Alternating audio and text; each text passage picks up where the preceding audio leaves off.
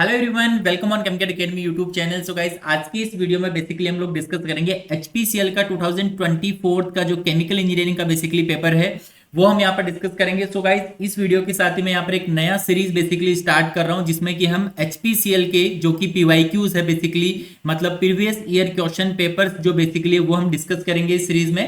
ठीक है, तो यहाँ पर आप देख सकते हो कि केमिकल इंजीनियरिंग का जो 2024 का पेपर है यहाँ से हम स्टार्ट कर रहे हैं। तो सबसे पहले हम जो टेक्निकल पोर्शन है वो हम कवर करेंगे। अभी तक दो बार बेसिकली ऑफिसर जो पोस्ट है उसके लिए दो बार बेसिकली HPCL ने पेपर कंडक्ट करवाया है। दोनों जो पेपर है हम यहाँ पर कंप्लीट डिस्कस करेंगे। ठीक है, फर्स्ट हम 2024 का पेपर कंप्लीट करेंगे। फर्स्ट रहेगा टेक्निकल पोर्शन, देन इसके बाद में नॉन टेक्निकल पोर्शन। और पेपर स्टार्ट करने से पहले हम ब्रेकअप भी देखेंगे कि पिछले साल कौन सा सब्जेक्ट से कितना क्वेश्चन बेसिकली पूछा गए थे, है ना। लाइक न्यूली एडिट सब्जेक्ट कुछ अलग, लाइक गेट के अलावा भी कुछ पॉइंट होते हैं, लाइक नेट जीरो कंसेप्ट हो गया, प्रोसेस सेफ्टी, है ना। तो उस सब टॉपिक से भी कितने कितने क्वेश्चन पूछे गए हैं वो चीज भी हम डिस्कस करेंगे। ये बेसिकली हमारे इस सीरीज के और इस वीडियो का बेसिकली पार्ट 1 है, मतलब कि 2024 का जो केमिकल इंजीनियरिंग का पेपर है उसका ये पहला वीडियो हमारा रहने वाला है जिसमें हम डिटेल सॉल्यूशन की बात करेंगे। ठीक है, स्टार्ट करते हैं। सबसे पहले तो आप देख सकते हो कि HPCL का बेसिकली जो ऑफिसर पोस्ट के लिए CBT बेसिकली ये कंडक्ट करते हैं फॉर ऑफिसर पोस्ट, और हम केमिकल इंजीनियरिंग पेपर की हम यहाँ पर बात कर रहे हैं बेसिकली। तो थोड़ा सा पेपर के बारे में हम बात कर लेते हैं कि ये जो पेपर हम डिस्कस कर रहे हैं ये 2024 में इन्होंने कंडक्ट किया था। एग्जाम डेट आप देख सकते हो यहाँ पर 23 अगस्त हो गया बेसिकली। देन अगर हम एग्जाम की टाइम की बात करें तो 2 आवर्स का आपको टाइम मिलता है।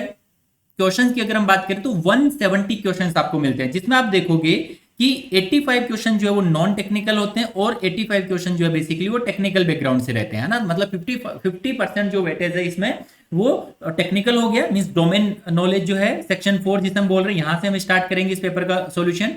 देन सेक्शन 1 में आप देख सकते हो कि जनरल इंग्लिश जनरल लैंग्वेज हो गया बेसिकली। देन सेक्शन 2 में बेसिकली एप्टीट्यूड रहता है। देन सेक्शन 3 में आप बोल सकते हो रीजनिंग रहता है, ना, इंटेलेक्चुअल पोटेंशियल टेस्ट।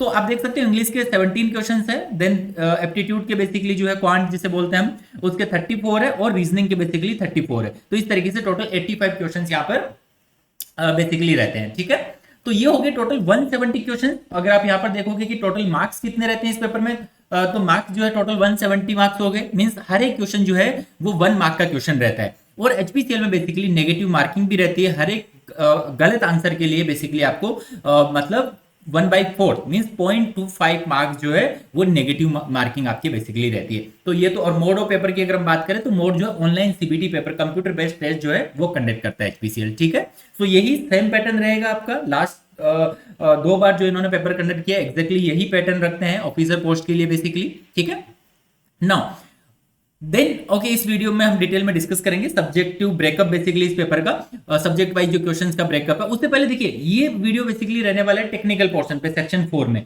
अगर आप किसी और ब्रांच से भी बिलोंग करते हो तो आप सेक्शन 1, सेक्शन 2 और सेक्शन 3 मतलब नॉन टेक तो सबके लिए कॉमन रहने वाला है। तो वो पोर्शन कोई भी ब्रांच का कैंडिडेट जो है वो देख सकता है इस वीडियो से। ठीक है, जो भी हमारा नेक्स्ट पार्ट रहेगा इस वीडियो में हम टोटली टेक्निकल डिस्कशन करेंगे ओनली।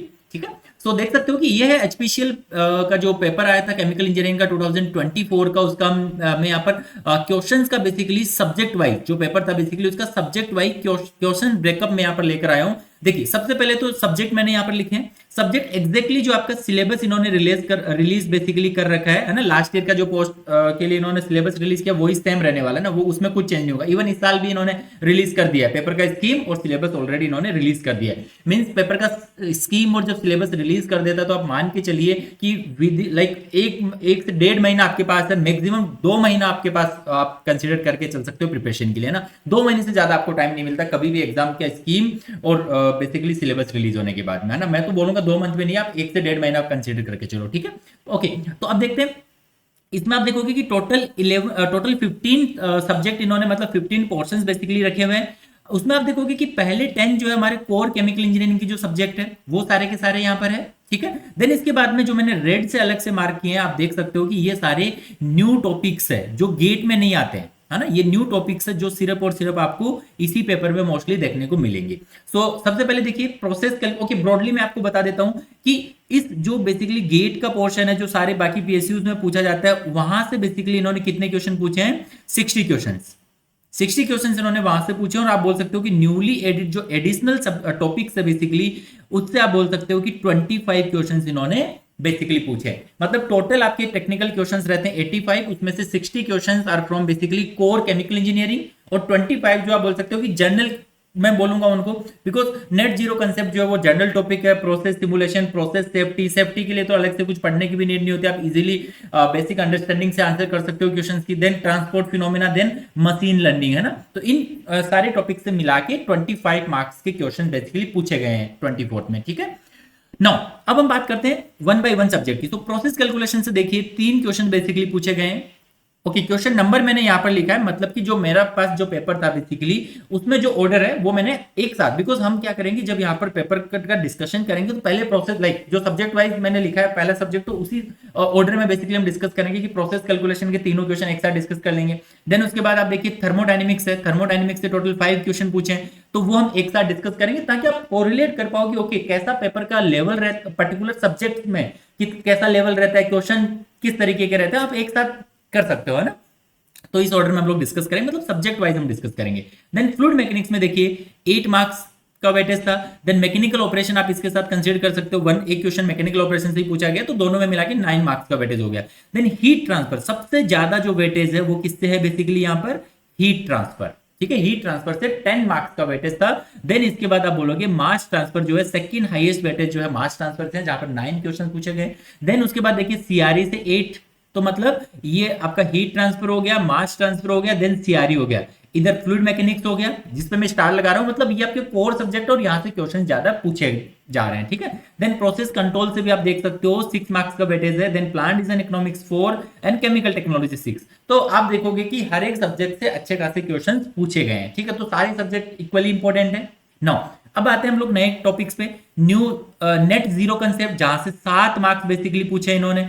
देन इसके बाद आप देखिए प्रोसेस सिमुलेशन एंड मॉडलिंग में 5 क्वेश्चन पूछे हैं। प्रोसेस सेफ्टी 6 क्वेश्चन इन्होंने पूछे हैं। देन ट्रांसपोर्ट फिनोमिना 1 क्वेश्चन पूछा है, मतलब 1 marks. Then AI and machine learning, ये जो टॉपिक है यहां से भी इन्होंने 6 मार्क्स का बेसिकली वेटेज रखा है। तो ये आपके हो गए बेसिकली अलग से टॉपिक जो कोर केमिकल इंजीनियरिंग से थोड़ा हटके है। तो यहां से आपको एक चीज तो पता चल गई कि ओके मेरा जो कोर केमिकल इंजीनियरिंग है उसके अलावा इन टॉपिक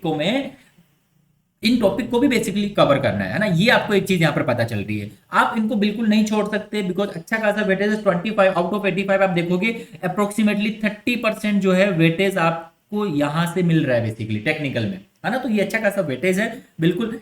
देखिए ओवरऑल में पेपर की बात करूं तो सारे क्वेश्चन जो है टेक्निकल के लाइक बहुत ज्यादा कुछ कैलकुलेशन नहीं रहती है, 4 से 5 क्वेश्चन में आपको कैलकुलेशन देखने को मिल सकती है। अदरवाइज बिकॉज कैलकुलेटर अलाउ नहीं करते हैं तो बिल्कुल बहुत कम कैलकुलेशन वाले, मतलब थ्योरेटिकल पोर्शन थोड़ा ज्यादा पूछा जाता है ना। फॉर्मूला बेस्ड क्वेश्चन हो सकता है बेसिकली, कभी रिलेशन पूछ लेते हैं क्योंकि ये पर्टिकुलर लाइक टाइम है तो इसमें ये किस पे डिपेंड करती है, तो वो चीज आप फॉर्मूले से बेसिकली बता सकते हो। तो थ्योरेटिकल ही बेसिकली जो है पेपर रहता है, ठीक है। नाउ अब हम स्टार्ट करते हैं यहाँ पर बेसिकली प्रोसेस कैलकुलेशन से, ठीक है।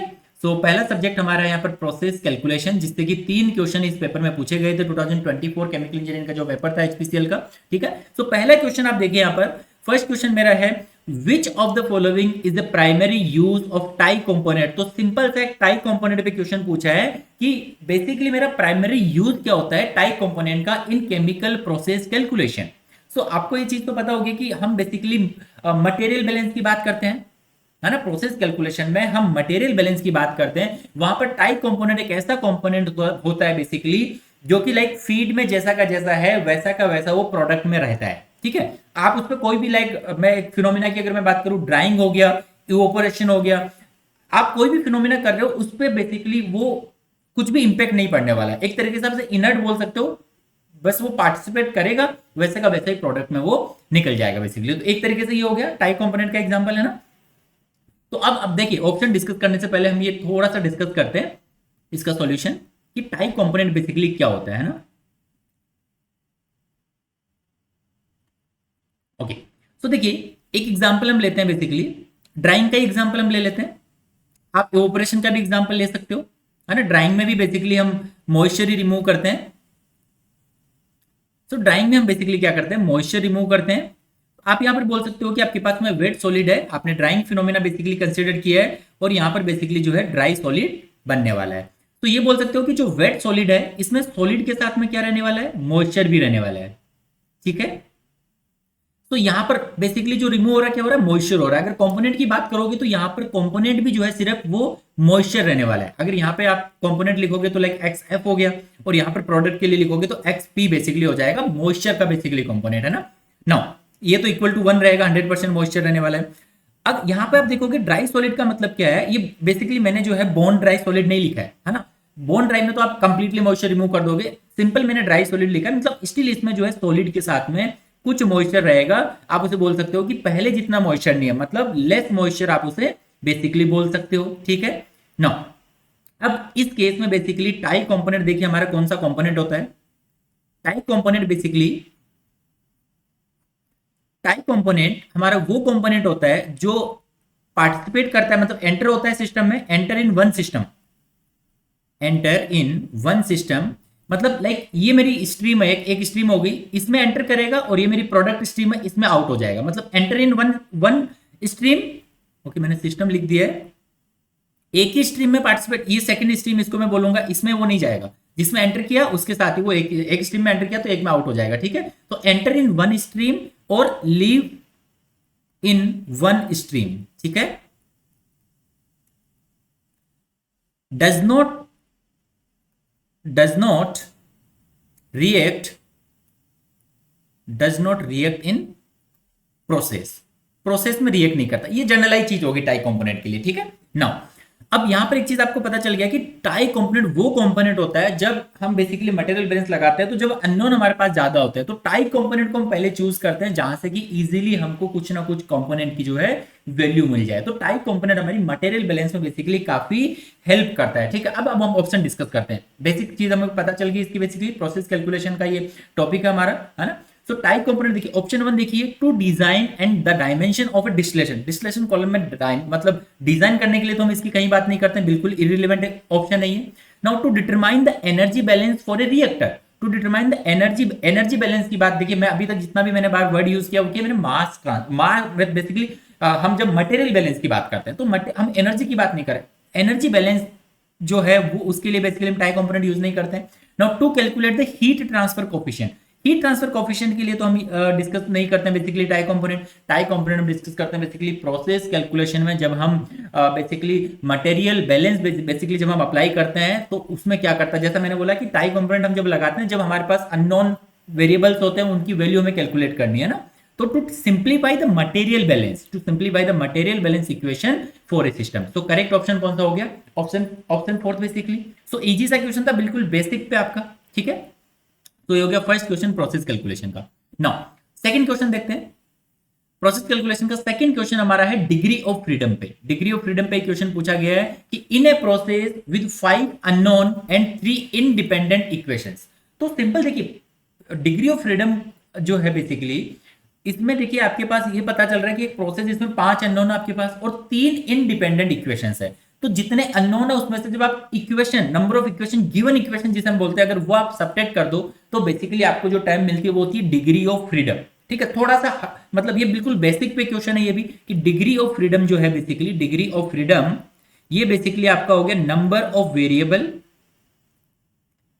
Of variable minus number of equation. ठीक है, सो यहां पर आप सिंपली लिख सकते हो number of variable means number of unknown variable जो आपके पास है वो कितने 5 है। Number of equations, given equations आपके पास कितने, इंडिपेंडेंट इक्वेशंस। ऐसा नहीं है कि एक ही इक्वेशन को आपने लाइक मल्टीप्लाई बाई किसी वर्ड टर्म से कर दिया तो वो नई इक्वेशन नहीं बनेगी, वो इंडिपेंडेंट इक्वेशन नहीं होती। बिल्कुल इंडिपेंडेंट इक्वेशन जो आपको गिवन है तो वो यहाँ पे माइनस कर दिया तो आपको डिग्री ऑफ फ्रीडम बेसिकली इस क्वेश्चन में मिल जाती है 2। ये एक हो गया। नॉर्मली हम डिग्री ऑफ फ्रीडम ऐसे भी लिखते हैं, डिग्री ऑफ फ्रीडम जो है C माइनस P प्लस 2, ये फॉर्मूला हमारा होता है डिग्री ऑफ फ्रीडम का, है ना। इसमें अगर आपके पास कुछ रिएक्शन वगैरह गिवन होती है तो वो सब्ट्रैक्ट कर देते हैं, कुछ स्पेशल कंडीशन गिवन होती है ना, लाइक एसिड ड्रॉप हो गया तो वो चीज लाइक मतलब है ना, तो कुछ स्पेशल कंडीशन अगर दी होती है तो वो हम माइनस कर देते हैं। तो ये आपका फॉर्मूला होता है, और ये डिग्री ऑफ फ्रीडम का फॉर्मूला में कहां से मिलता है बेसिकली, गिव्स फेस रूल। ये मैंने एडिशनली, बिकॉज हम अवेयर होते हैं कि F equal to C minus P plus two हम जनरली यूज करते हैं, तो लाइक हम आप बोल सकते हो कि इतना यूज थ्रू नहीं होते हैं, सिंपल ये number of variable minus number of question. लेकिन आप देखोगे पीएसयूज के ऑलमोस्ट हर एग्जाम में डिग्री ऑफ फ्रीडम से क्वेश्चन आपको मिल ही जाता है, उसे आप प्रोसेस कैलकुलेशन का क्वेश्चन कंसिडर करो, चाहे उसे आप मास ट्रांसफर का कंसिडर करो, चाहे उसे आप थर्मोडायनेमिक्स का कंसिडर करो, है ना। बट डिग्री ऑफ फ्रीडम से क्वेश्चन आपको देखने को बेसिकली मिलता है, तो बिल्कुल बेसिक ये क्वेश्चन है। आई होप आपका ये आंसर बेसिकली क्लियर हो। ओके, सो क्वेश्चन नंबर 41 में हमारा करेक्ट आंसर है option 3 which is 2, degree of freedom is 2। ठीक है, स्टिल अगर आपको कुछ डाउट हो किसी भी क्वेश्चन में जो मैं सॉल्यूशन आपको प्रोवाइड कर रहा हूं, तो आप इस वीडियो के कमेंट सेक्शन में कमेंट कर सकते हैं। पर्टिकुलर क्वेश्चन को टैग करना ना भूलिए, question along with subject basically, तो इजी रहेगा मेरे को आंसर करना पर्टिकुलरली, है ना। ठीक है, ओके, नाउ नेक्स्ट क्वेश्चन देखते हैं, question number 3 basically process calculation का। सो थर्ड क्वेश्चन जो है वो पूछा है, in a chemical process the purpose of purge stream. बड़ा ही बेसिक सा क्वेश्चन है, जैसे टाई कंपोनेंट इनसे पूछा है वैसे ही पर्ज स्ट्रीम के लिए क्वेश्चन पूछा है। तो देखिए हम बेसिकली इस क्वेश्चन को थोड़ा सा डिस्कस कर लेते हैं पहले, मतलब आंसर करना बहुत इजी है, बट थोड़ा सा अगर हम कंसेप्ट डिस्कस कर लेंगे तो उससे क्या है कि आपकी रिलेवेंट टर्म जो है सारी क्लियर हो जाती है ना। उससे आसपास के जो आप बोल सकते हो कि कंसेप्ट है वो आपके क्लियर हो जाते हैं। रिलेवेंट टर्म का मतलब बेसिकली वो है। सो बेसिकली यहाँ पर इसने पर्ज के लिए बारे में पूछा है, तो आप प्रोसेस कैलकुलेशन में बेसिकली देखिए, एक तो रिसाइकल पढ़ते हो, है ना, रिसाइकल आप पढ़ते हो, एक आप बेसिकली बाईपास पढ़ते हो, और एक आप बेसिकली पढ़ते हो पर्स। ये तीन टर्म जो है इस पे काफी सारे क्वेश्चन हम सोल्व करते हैं जब प्रोसेस कैलकुलेशन सब्जेक्ट हम पढ़ते हैं, है ना। मटेरियल बैलेंस में हम रिसाइकल, बाईपास, पर्स तीनों चीजें हम देखने को मिलती है। नाउ एक एग्जांपल लेते हैं, एक एग्जांपल लेते हैं कि कोई एक प्रोडक्ट ए टू बी हमारा बन रहा है, ठीक है। लेट्स अज्यूम कि ए का कन्वर्जन जो है 50% गिवन है हमें। नाउ सो ये मेरा बेसिकली फीड हो गया। नाउ यहां पर आउटलेट में बेसिकली आप जब अगर आपने लिख दिया कि 50% ए का कन्वर्जन है, देन इस केस में आप ये बोलोगे कि आपका यहां पर ए भी प्रेजेंट रहेगा और बी भी प्रेजेंट रहेगा। ए से जितना बी बना बेस्ड ऑन द रिएक्शन, है ना, और डिपेंड करेगा फीड में मोल कितने उस पर भी, और उसके अलावा जो मतलब ए से बी बन गया और अनरिएक्टेड जो रहेगा ए बेसिकली वो कंपोनेंट यहाँ पे एग्जिस्ट करेगा। नो, अब बेसिकली हम क्या करते हैं, एक टर्म आपको पता होगा, रिसाइकल हम कब करते हैं, जब हमें यील्ड को बेसिकली इंक्रीज करना है ना। ये बेसिकली आप रिसाइकल किस लिए करते हो, यील्ड को इंक्रीज करने के लिए बेसिकली हम रिसाइकल करते हैं। मतलब अगर आपका कन्वर्जन कम है, आपको बेसिकली कन्वर्जन इंक्रीज करना है, तो जो अनकन्वर्टेड ए है बेसिकली इसे आप क्या करोगे, with the help of A separator, with the help of A separator हम क्या करते हैं, ए को सेपरेट कर लेते हैं। ये जो स्ट्रीम हम बेसिकली लिखते हैं जनरली आप देखोगे इसमें ओनली ए रहता है, मतलब जो भी आपका बी प्रोडक्ट बना है वो बी यहां पर रहेगा, है ना, बी इज बेसिकली प्रोडक्ट, ठीक है। सो हम क्या करते हैं, अलोंग विथ फीड ए को बेसिकली हम रिसाइकल कर देते हैं, तो ये स्ट्रीम तो आपकी क्या होगी, रिसाइकल होगी, ठीक है। नाउ अब देखिए ये चीज आपको मतलब पहली टर्म क्लियर होगी, recycle, bypass, then purge. Now देखिए अब इसके बाद हम बात करते हैं इनर्ट की। अब यहां पर अगर आप फीड देखोगे ना, फीड प्लस इस बेसिकली ये रिएक्टर हो गया मेरा, रिएक्टर के इनलेट में, तो फीड प्लस रिसाइकल हो जाएगा, यहां पर आप आर लिख सकते हो ना। नाउ अब बेसिकली मेरा एक पहले पर्ज की बात कर लेते हैं हम, ठीक है। देखिए अगर आप यहां पे अगर आप बात करते हो प्योर फीड, अभी जो मैंने डिस्कस किया ये अज्यूम करके किया कि मेरे पास प्योर फीड है बेसिकली। अगर मेरे पास प्योर फीड नहीं है, अज्यूम करो कि कुछ इनर्ट भी एग्जिस्ट करता है। इनर्ट बेसिकली क्या करता है, रिएक्शन में बेसिकली जो इनर्ट रहता है वो ऐसे का ऐसे ही बेसिकली प्रेजेंट रहता है, वो रिएक्शन में पार्टिसिपेट नहीं करता है। लाइक इनर्ट आपका यहाँ पर भी प्रेजेंट रहेगा, है ना। अब प्रोडक्ट में तो आप इनर्ट को सेपरेट नहीं करोगे, है ना। इनर्ट बेसिकली क्या होता है, यहाँ पर रिसाइकल स्ट्रीम के साथ जाता है, बट आप देखोगे ओवर द टाइम बिल्डअप होता जाएगा रिसाइकल। अगर आप इसको कंटिन्यूसली करते जाते हो तो आप क्या करते हो, यहां से कुछ स्ट्रीम जो है पर्ज निकाल देते हो। इसे पी से हम लिख देते हैं, प्रोडक्ट को हमने बी से लिखा है, तो मेरी ये स्ट्रीम जो है पर्ज है बेसिकली, इसमें हम क्या करते हैं, इनर्ट को रिमूव कर देते हैं। मोस्टली हम देखते हैं रिसाइकल स्ट्रीम में इनर्ट का कंपोजिशन ऑलमोस्ट या तो हम नील कंसीडर करते हैं, है ना, बिकॉज इनर्ट जितना भी था वो हम यहां से सेपरेट कर देते हैं। मतलब क्या हुआ कि इस स्ट्रीम में बेसिकली मेरा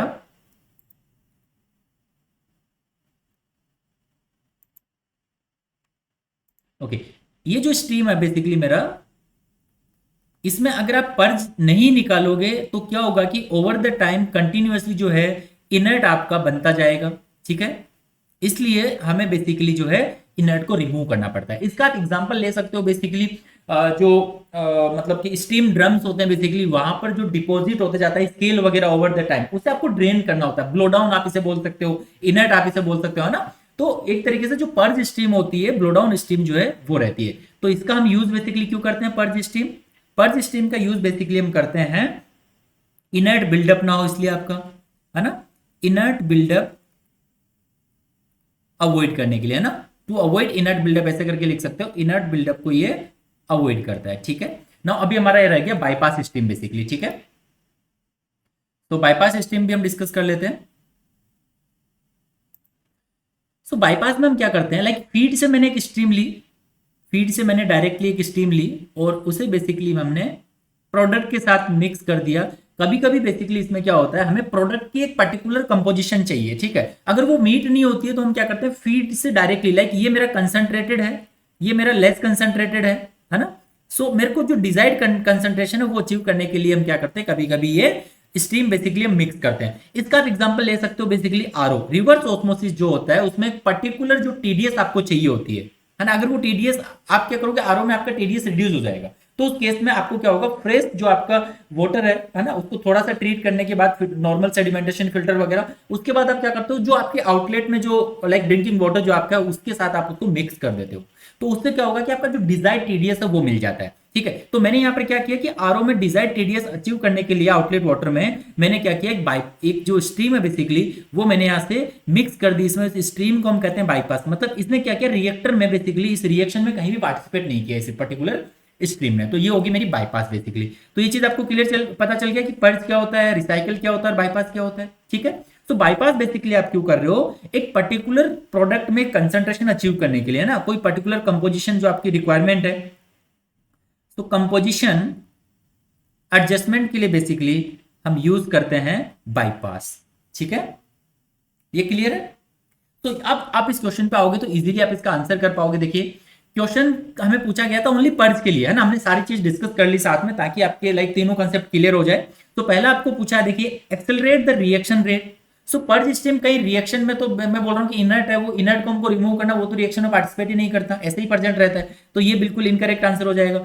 नेक्स्ट है ensure the stable temperature, temperature के बारे में हम कोई बात नहीं कर रहे हैं इनर्ट के रिलेशन के साथ। देन रिमूव इनर्ट सब्सटेंस, तो हाँ बिल्कुल इनर्ट सब्सटेंस को रिमूव करने के लिए हम जो है पर्ज स्ट्रीम बेसिकली यूज करते हैं, करेक्ट है ये। Now the next thing is the recycle unused feed stock. Recycle unused करने के लिए तो रिसाइकल स्ट्रीम होती है ना कि पर्ज स्ट्रीम होती है, ठीक है। तो करेक्ट आंसर कौन सा हो गया इसका, ऑप्शन थर्ड बेसिकली, ठीक है। तो इसके साथ ही हमारा प्रोसेस कैलकुलेशन के 3 क्वेश्चन बेसिकली पूछे गए हैं और तीनों आप देखोगे बिल्कुल सिंपल क्वेश्चन जो है वो पूछे गए हैं। ओके, नाउ नेक्स्ट हम बेसिकली थर्मोडायनेमिक्स है हमारा सेकंड सब्जेक्ट जो है, तो थर्मोडायनेमिक्स के क्वेश्चन हम डिस्कस करेंगे इसके बाद।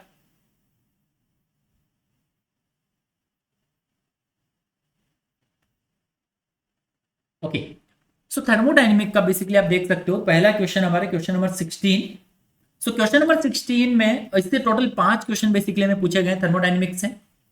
तो थर्मोडायनेमिक्स का पहला क्वेश्चन है क्वेश्चन नंबर 16 हमारे इस पेपर का, when predicting the vapour liquid equilibrium, when predicting the vapour liquid equilibrium of A system which of the following model might be used. तो इन्होंने क्या किया, कुछ मॉडल्स के नाम दिए हुए हैं कि जब आप वेपर लिक्विड इक्विलिब्रियम की बात करते हो तो आप कौन सा बेसिकली जो है मॉडल फॉलो करते हो, ठीक है। सो ऑप्शन देखिए, पहला ऑप्शन इन्होंने दिया है नर्नस इक्वेशन जो है, ये जो इक्वेशन है बेसिकली देखिए ये इक्वेशन हम, अगर आपको नहीं भी पता है ना तो आपको पता होगा कि लाइक वेपर लिक्विड इक्विलिब्रियम में हम जनरली किस चीज के बारे में बात करते हैं, वहां से आप इजीली इसका आंसर जो राउल्स लॉ लगा सकते हो बिना किसी डिस्कशन के। बिकॉज देखिए फोरियर लॉ बेसिकली जो होता है वो हम हीट ट्रांसफर में बात करते हैं, ना कि यहां पर हम बात करते हैं, ठीक है। तो इस तरीके से आप आंसर जो वो कर सकते हो, बट हम एक एक ऑप्शन को जो है अगर हम देखें कि ओके ये ऑप्शन पर्टिकुलरली, तो इन फ्यूचर अगर कोई क्वेश्चन आता है ऐसे लाइक थोड़ा बहुत मॉडिफिकेशन होके या मॉडिफाई करके क्वेश्चन को, तो आपकी वहां पर हेल्प हो सकती है। तो इसलिए ट्राई किया करो, अदर ऑप्शन क्यों इनकरेक्ट है उस पॉइंट ऑफ व्यू से अगर आप प्रैक्टिस करोगे तो आपके लिए काफी सारा लाइक मैं बोलूंगा कि क्वेश्चन का पैटर्न कवर हो जाता है, उस पर्टिकुलर टाइम से रिलेटेड कभी भी क्वेश्चन पूछा जाता है तो आप इजीली आंसर कर पा सकते हो, है ना। तो ये जो इक्वेशन है बेसिकली ये इलेक्ट्रोकेमिस्ट्री है ना, इलेक्ट्रोकेमिस्ट्री से related basically this equation is related with electrochemistry, है ना। कंसंट्रेशन सेल जो रहता है उसके लिए होती है। फोरियर लॉ बेसिकली जो है ये बेसिकली हमारा कंडक्शन हीट ट्रांसफर के लिए यूज होता है, मतलब कंडक्शन के लिए हीट ट्रांसफर में हम देखते हैं देन बर्नौली इक्वेशन की अगर हम बात करें तो बर्नौली इक्वेशन जो है वो फ्लूइड फ्लो के लिए रहती है, फ्लूइड फ्लो के लिए रहती है इन फ्लूइड मैकेनिक्स, ठीक है ना। राउल्स लॉ है बेसिकली, ये आपका है जो कि प्रिडिक्ट करता है वेपर प्रेशर ऑफ ईच को, मतलब राउल्स लॉ बेसिकली क्या करता है, देखिए Raoult's law is used to predict the vapour pressure of each component in an ideal solution which is essential for understanding the vapor liquid equilibrium.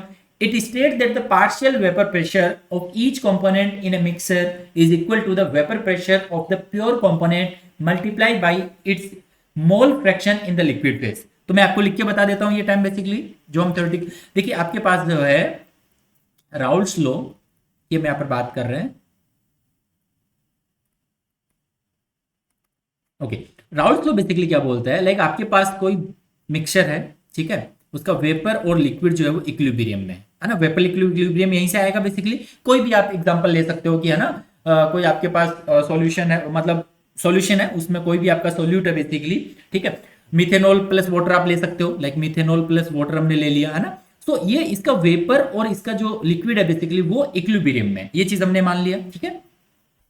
तो हम यहाँ पर क्या बोलते हैं कि जो बेसिकली इंडिविजुअल कंपोनेंट है, मतलब है ना, उसका पार्शियल प्रेशर, मैं यहाँ पर बेसिकली जो है एक को कंपोनेंट ए बोल देता हूँ, एक को कंपोनेंट बी बोल देता हूँ, ठीक है। तो यहाँ पर पार्शियल वेपर प्रेशर जो होगा पर्टिकुलर एक कंपोनेंट का partial vapour pressure P A is directly proportional किसके होगा, उसका जो लिक्विड में जो मोल फ्रैक्शन है उसके प्रोपोर्शनल होगा डायरेक्टली, ठीक है। सो इसको बेसिकली अगर हम लोग ये प्रोपोर्शनलिटी का रिलेशन हटाए तो ये आ जाता है P A is equal to P naught into X A, है ना।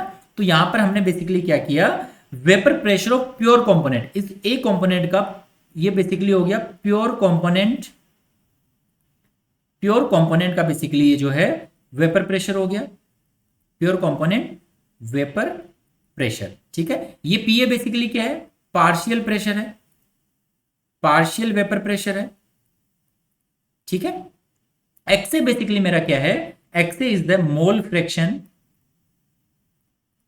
मोल fraction of A in liquid phase, basically mole fraction in liquid phase, correct है।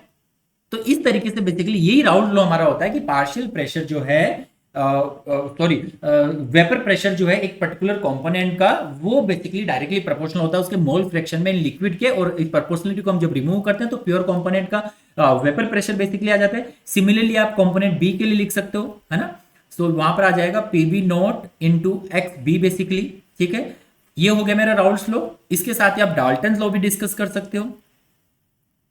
देखिए डाल्टन्स लॉ में हम क्या करते हैं कि इंडिविजुअल पार्शियल प्रेशर जो है उसको जब हम ऐड करते हैं तो हमारा बेसिकली टोटल प्रेशर आ जाता है, ये बेसिकली होता है डाल्टन्स लॉ, है ना। इसमें आप वैल्यू पुट कर सकते हो कि पीए की वैल्यू बेसिकली होगी P A naught into X A plus of PB naught into X B, basically इस तरीके से आप डाल्टन्स लॉ भी देख सकते हो, ठीक है। तो आपका यहाँ पर करेक्ट आंसर होगा वेपर लिक्विड इक्विलिब्रियम में हम किसकी बात करते हैं, राउल्स लॉ की बेसिकली बात करते हैं। तो सिंपल क्वेश्चन था पहले ही, ओके। नाउ सेकंड क्वेश्चन देखते हैं थर्मोडायनेमिक्स से, बेसिकली क्वेश्चन नंबर 43 है। तो क्वेश्चन नंबर 43 जो है वो एक्टिविटी कोफिशिएंट से रिलेटेड है, ठीक है। एक्टिविटी कोफिशिएंट जो है are used to account for करके इसमें हमें पूछा है बेसिकली। तो एक्टिविटी कोफिशिएंट की हम यहाँ पर बात करेंगे। ये है हमारा क्वेश्चन नंबर इस पेपर का बेसिकली 43, है ना, क्वेश्चन नंबर हमारा है 43 बेसिकली। तो एक्टिविटी कोफिशिएंट देखिए कैसे रिलेट कर सकते हैं। तो एक्टिविटी कोफिशिएंट, ओके, अब ये पूछा है इन्होंने, ऑप्शन देखते हैं पहले एक बार। Phase equilibrium of pure substance, ideal gas behaviour, non ideal solution behaviour, heat capacity of gases basically. So एक चीज तो है कि एक्टिविटी कोफिशिएंट हो गया, वो टाइम कब आती है बेसिकली आपकी, लाइक 5 फुगासिटी हो गया, एक्टिविटी कोफिशिएंट हो गया, है ना। तो ये सारी चीजें जो मेरी है बेसिकली ये आती है नॉन आइडियल सॉल्यूशंस के लिए, है ना। नॉन आइडियल सॉल्यूशन जब हम सॉल्यूशन थर्मोडायनेमिक्स पढ़ते हैं तब हम ये बात करते हैं एक्टिविटी कोफिशिएंट की, नॉन आइडियल सॉल्यूशन बिहेवियर की, है ना। तो आप देखिए एक्टिविटी कोफिशिएंट, तो हम फॉर्मूला लिखते हैं P Y into P T is equal to X I into P I saturation into activity coefficient, ठीक है। सो ये जो एक्टिविटी कोफिशिएंट है ये हम इसे बोलते हैं एक्टिविटी कोफिशिएंट, ठीक है। एक्टिविटी कोफिशिएंट की हम बात करते हैं नॉन आइडियल सॉल्यूशन, ठीक है।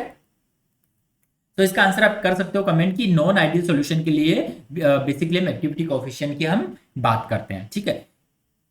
सो यहाँ पर इसमें बेसिकली 5 भी आ जाता है मल्टीप्लाई में, है ना, तो ये फॉर्मूला अलग हो जाता है नॉन आइडियल वेपर के लिए बेसिकली। नाउ अब इसमें जो फुगासिटी है, सॉरी नॉट फुगासिटी, एक्टिविटी कोएफिशिएंट जो मेरा है, ये एक्टिविटी कोएफिशिएंट के साथ आप ये भी डिस्कस कर सकते हो। देखिए एक्टिविटी कोएफिशिएंट जो है कि अगर मेरा एक्टिविटी कोएफिशिएंट इक्वल टू 1 है ना, तो इक्वल टू 1 है तब तो आपका आइडियल सॉल्यूशन आ गया, है ना। नॉन आइडियल सॉल्यूशन की हम बात नहीं करेंगे अगर ये एक्टिविटी कोएफिशिएंट 1 हो गया। हाँ, बट अगर ये बेसिकली एक्टिविटी कोएफिशिएंट मेरा लाइक लेस देन 1 हुआ, तो लेस देन 1 हुआ तो उस केस में क्या होगा, मेरा नेगेटिव डेविएशन रहता है, ये आइडियलिटी से है, नेगेटिव डेविएशन रहता है बेसिकली। मतलब कि आप जो इंडिविजुअल कंपोनेंट का जब प्रेशर जो रहता है उसको आप जब एड करते हो as a like Dalton law की टर्म में, तो जो टोटल प्रेशर आता है और जो एक्चुअल जो प्रेशर आता है वो लाइक लेस देन रहेगा, है ना, इसी तरीके से। सो ये आपका एक्टिविटी कोएफिशिएंट अगर लेस देन है तो नेगेटिव डेविएशन होगा वो आइडियलिटी से, और इसे बेसिकली हम बोलते हैं कि वो मेरा सॉल्यूशन जो रहेगा वो मैक्सिमम बॉइलिंग एजियोट्रोप बनाएगा, मैक्सिमम बॉइलिंग एजियोट्रोप। तो आप ये इंडिविजुअल चीजें मतलब साथ में जो है ये चीजें डिस्कस कर सकते हो, जिससे कि क्या है कि इससे रिलेवेंट अगर कोई भी क्वेश्चन आपको पूछा जाता है तो आप उसका आंसर कर सकते हो। अगर एक्टिविटी कोएफिशिएंट मेरा ग्रेटर देन 1 है देन उस केस में मेरा पॉजिटिव डेविएशन दिखाएगा ये आइडियलिटी से, उस केस में ये मिनिमम बॉइलिंग एजियोट्रोप मिलेगा, ठीक है। ये चीज हम सॉल्यूशन थर्मोडायनेमिक्स में पढ़ते हैं, इवन मास ट्रांसफर में भी बेसिकली हम थोड़ा सा पढ़ते हैं, है ना, बट वहां पर हम आइडियल सॉल्यूशंस की हम बात करते हैं, बट हाँ मैक्सिमम बॉइलिंग एजियोट्रोप और मिनिमम बॉइलिंग एजियोट्रोप की हम वहां पर बात करते हैं बेसिकली, है ना। बाइनरी मिक्सचर के लिए बेसिक बाइनरी सॉल्यूशन के लिए आप लाइक 2 कंपोनेंट रहेंगे तो वहाँ एक्टिविटी कोएफिशिएंट ए और बी हो जाएगा, है ना। तो बाइनरी कोएफिशिएंट में आप ये भी बोल सकते हो लाइक मेरा एक्टिविटी कोएफिशिएंट ए और बी जो रहेगा, लाइक अगर ए मेरा लेस देन 1 है तो बी भी मेरा बेसिकली जो है लेस देन 1 रहेगा। सिमिलरली आप बोलोगे कि अगर मेरा एक्टिविटी कोएफिशिएंट ए जो है ग्रेटर देन 1 है तो बी के लिए भी मेरा बेसिकली जो ग्रेटर देन 1 रहेगा ना, तो यूनिफॉर्मली वो फॉलो करेगा, ठीक है। तो ये हो गया क्वेश्चन मेरा कि एक्टिविटी कोएफिशिएंट जो है वो नॉन आइडियल सॉल्यूशन से बेसिकली रिलेटेड है। तो सिंपल क्वेश्चन था ये भी, ओके। नाउ नेक्स्ट क्वेश्चन देखते हैं, क्वेश्चन नंबर 44 बेसिकली। तो क्वेश्चन नंबर 44 में हमें पूछा है विच डिस्क्राइब द सेकंड लॉ, बिल्कुल बेसिक मतलब लॉ ऑफ थर्मोडायनेमिक्स पे क्वेश्चन पूछा गया है। नेक्स्ट हमारा जो क्वेश्चन नंबर 44 है, ठीक है, तो सेकंड लॉ ऑफ थर्मोडायनेमिक्स पे। तो इस टाइप के क्वेश्चन को आप डायरेक्टली ऑप्शन से कर सकते हो, है ना, बिकॉज सेकंड लॉ के लिए मतलब आप मतलब डिफरेंट वे में मतलब क्वेश्चंस आपको पूछे जा सकते हैं, तो ऑप्शन से आप ऑलवेज करोगे तो बेटर होगा। देखिए पहला ऑप्शन हम देखते हैं, ऑप्शन ए जो मैं पूछा है वो है energy can neither be created not destroyed. तो एनर्जी जो ना तो क्रिएट की जा सकती है और नहीं डिस्ट्रॉय की जाती है, जनरली बेसिकली एनर्जी जो है ट्रांसफर होती है एक फॉर्म से दूसरी फॉर्म में, लाइक हीट है मेरी वो वर्क की फॉर्म में ट्रांसफर हो रही है ना। सो बेसिकली ये लॉ हमको कौन सा लॉ बेसिकली कहां से मिलता है, ये स्टेटमेंट हमें फर्स्ट लॉ ऑफ थर्मोडायनेमिक्स से, फर्स्ट लॉ ऑफ थर्मो हम लिख देते हैं इसको थर्मोडायनेमिक्स को, ठीक है। तो जो पहला स्टेटमेंट है मेरा actually first law of thermodynamics का है। नाउ सेकंड ऑप्शन देखिए, total energy of an isolated system remain constant. देखिए हम बेसिकली सिस्टम देखते हैं, close system, open system, isolated system.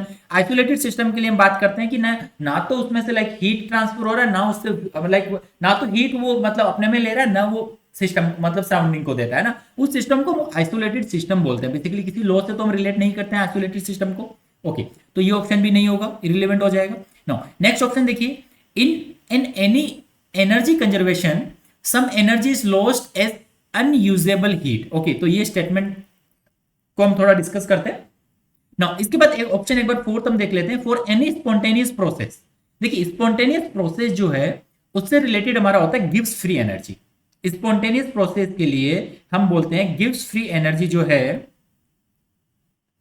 Gives free energy वो डिक्रीज होती है, वो बेसिकली नेगेटिव होती है ना, gives free energy is decrease, ठीक है। ये चीज हम पढ़ते हैं, बट इसने क्या दिया कि for any spontaneous process entropy of the universe decreases. तो ये इनकरेक्ट हो जाएगा, बिकॉज हम गिव्स फ्री एनर्जी के लिए हम ये स्टैंडर्ड स्टेटमेंट दे सकते हैं कि गिव्स फ्री एनर्जी जो डिक्रीज होगी, बट एंट्रोपी के लिए बोल रहा है कि यूनिवर्स, यार यूनिवर्स की एंट्रोपी तो इंक्रीज ही होती है। यूनिवर्स की एंट्रोपी आप कैसे लिखोगे, like delta S of universe, इसको आप लिखोगे बेसिकली सिस्टम प्लस सराउंडिंग की जो एनर्जी होती है एंट्रोपी जो बेसिकली रहेगी वो एंट्रोपी तो आपकी यूनिवर्स की एंट्रोपी होगी, सिस्टम प्लस सराउंडिंग। सिस्टम एक पर्टिकुलर आपने जो डिफाइन किया और उसके बाहर में जो वो सारी चीज सराउंडिंग होगी, है ना। तो सिस्टम प्लस सराउंडिंग की जो एंट्रोपी है बेसिकली वो जीरो हो सकती है या फिर ग्रेटर देन होगी, तो ग्रेटर देन और जीरो रहेगी, वो डिक्रीज नहीं होने वाली है बेसिकली, ठीक है। तो एंट्रोपी ऑफ यूनिवर्स जो है वो इंक्रीज होती है। ओके, तो ये ऑप्शन भी इनकरेक्ट हो गया। इस तरीके से आप इजीली आंसर पिक कर सकते हो कि ऑप्शन थर्ड जो है मेरा करेक्ट आंसर है। नाउ अब हम डिस्कस करते हैं कि ये सेकंड लॉ से कैसे बेसिकली मेरा रिलेवेंट है। So in any energy conservation some energy is lost due to due to मतलब सम लॉसेस बेसिकली। तो देखिए इसको आप कैसे रिलेट कर सकते हो। बेसिकली क्या होता है, एनर्जी बेसिकली एक फॉर्म है एनर्जी का, लाइक आपने लिखा क्यू, ठीक है। आप एनर्जी को जो है वर्क में कन्वर्ट कर सकते हो, मींस एनर्जी जो है आपकी वो वर्क में कन्वर्ट होगी। क्या आपकी 100% एनर्जी कन्वर्ट होती है वर्क में? नहीं, 100% एनर्जी वर्क कभी भी कन्वर्ट नहीं होगी। मींस कुछ लॉसेस जो है आपके, कुछ लॉसेस रहेंगे, ठीक है। वो लॉसेस जिसको आप यूज नहीं कर सकते हो बेसिकली, है ना। इसने क्या बोला था, अनयूजेबल, अनयूजेबल फॉर्म होगी बेसिकली वो एनर्जी की। तो लॉसेस में क्या आपका आ गया बेसिकली, एंट्रोपी आ गई। मतलब आपने हीट को वर्क में जब कन्वर्ट किया तो जो आपके कुछ लॉसेस हो गए बेसिकली, वो आपकी कौन सी हीट है, अनयूजेबल हीट है, मतलब कि आपकी एंट्रोपी है उस सिस्टम की, ठीक है, एक तरीके से। तो आप सिंपली, ये कौन सा लॉ बेसिकली आपको बताता है, सेकंड लॉ ऑफ थर्मोडायनेमिक्स। ये स्टेटमेंट हम कहां से दे रहे हैं, सेकंड लॉ ऑफ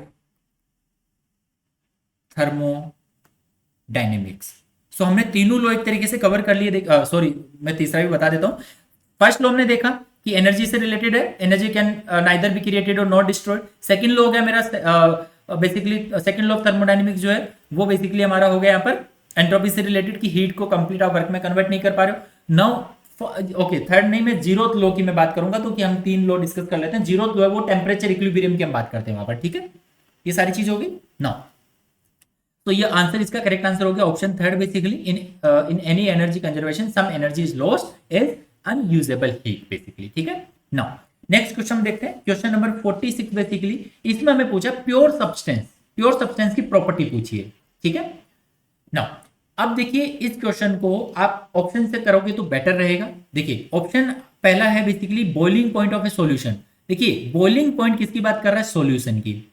यहां पर ये बात कर रहा है pure substance basically. Pure substance basically क्या होते हैं, जिनका बेसिकली केमिकल स्पीसीज की अगर हम बात करो तो सिंगल केमिकल स्पीसीज रहेगा उसमें, single chemical species. Means for example आप बोलो कि आपके पास प्योर वाटर है ना, तो वाटर में आपका एक ही कंपोनेंट है, वहां कोई सॉल्यूशन नहीं है, कोई मतलब कुछ अलग अलग सॉल्यूट से मिक्स होकर वो नहीं बना है ना। तो सॉल्यूशन की यहां पर बात कर रहा है boiling point of solution, which of the following is property. तो ये प्रॉपर्टी प्योर सब्सटेंस की तो नहीं हो सकती है। Boiling point of A solution basically आप बोल सकते हो ये किससे रिलेटेड है, ये बेसिकली मेरा सॉल्यूशन से रिलेटेड है। ओके, इसमें तो मेंशन ही है सॉल्यूशन। नाउ सेकंड ऑप्शन को हम डिस्कस करेंगे, उससे पहले हम देखते हैं ऑप्शन थर्ड। देखिए मिक्सचर कंपोजिशन। अगेन देखिए जब मिक्सर की बात कर रहा है, दो डिफरेंट लाइक आप बोलोगे कि आपके पास सॉल्यूशंस है, उन सॉल्यूशन को जो आप मिक्स कर रहे हो, है ना, डिफरेंट सॉल्यूट हो गए, तो मिक्सर की यहां पर बात आ गई अगेन, मतलब एक से ज्यादा कंपोनेंट की, है ना। तो ये भी प्योर सब्सटेंस की बात नहीं कर रहा है यहाँ पर, it is again related to solution. ये भी किससे रिलेटेड है, सॉल्यूशन से रिलेटेड है।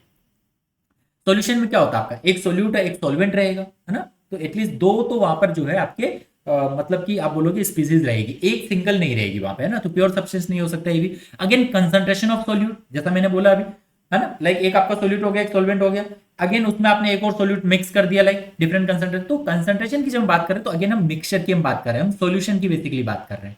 तो अगेन ये भी हमारा ऑप्शन जो है वो नहीं हो सकता। तो इस तरीके से आप इजीली इस क्वेश्चन को जो है आंसर टिक कर सकते हो कि मेरा सेकंड ऑप्शन जो है वो करेक्ट है। नाउ सेकंड ऑप्शन कैसे करेक्ट है वो भी आप देख सकते हो। स्पेसिफिक वॉल्यूम की बात कर रहा है, स्पेसिफिक वॉल्यूम, स्पेसिफिक वॉल्यूम हम लिखते हैं वॉल्यूम अपॉन मास, है ना। मतलब कि ये हो गया आपका metre cube, volume is in metre cube पर मास बेसिकली। स्पेसिफिक किसी भी वर्ड के आगे स्पेसिफिक लग जाता है, मतलब पर मास की वो बेसिकली बात कर रहा है, ठीक है। तो ये बेसिकली हम जो है प्योर सब्सटेंस के लिए हम स्पेसिफिक वॉल्यूम जो है वो हम डिफाइन करते हैं। लाइक प्योर सब्सटेंस होगा उसकी डेंसिटी तो आप डिफाइन कर सकते हो, है ना। सो डेंसिटी क्या होता है बेसिकली, इसका अपोजिट रहता है ना। Specific volume is inversely proportional to density, ये आप ऐसे लिख सकते हो, density is equal to 1 upon of specific volume. ठीक है, सो स्पेसिफिक वॉल्यूम जो है वो एक ऐसी प्रॉपर्टी है जो आप एक प्योर सब्सटेंस के लिए डिफाइन कर सकते हो। ठीक है, तो स्पेसिफिक वॉल्यूम जो है इसका करेक्ट आंसर हो गया। ओके, ये था हमारा question number 46। Now next question हम देखते हैं थर्मोडायनेमिक्स का। टोटल 5 क्वेश्चन हमारे पूछे गए थे बेसिकली सब्जेक्ट से। तो नेक्स्ट है question number 79। In a close system, देखिए इसने दिया है हमें close system undergoing a thermodynamic cycle. ठीक है, the net work done by the system, ये सारी इंपॉर्टेंट टर्म्स है ना, net work done by the system is equal to, तो हमें बेसिकली वर्क डन बेसिकली निकालना है फॉर ए थर्मोडायनेमिक साइकिल, और क्लोज सिस्टम है हमारा यहाँ पर, क्लोज सिस्टम थर्मोडायनेमिक साइकिल। ठीक है, तो देखिए ओके, हम पहले सिस्टम डिस्कस कर लेते हैं क्या चीज हमें गिवन है, देन इसके बाद हम ऑप्शन पे आएंगे। तो एक क्लोज साइकिल आपके पास है बेसिकली, है ना। सो क्लोज साइकिल के लिए क्या होता है कि जिस पॉइंट से आपने स्टार्ट किया आप घूम के उसी पॉइंट पे आ गए, है ना। अगर आप पीवी डायग्राम ड्रॉ करते हो, पीवी डायग्राम अगर आप ड्रॉ करते हो फॉर ए साइक्लिक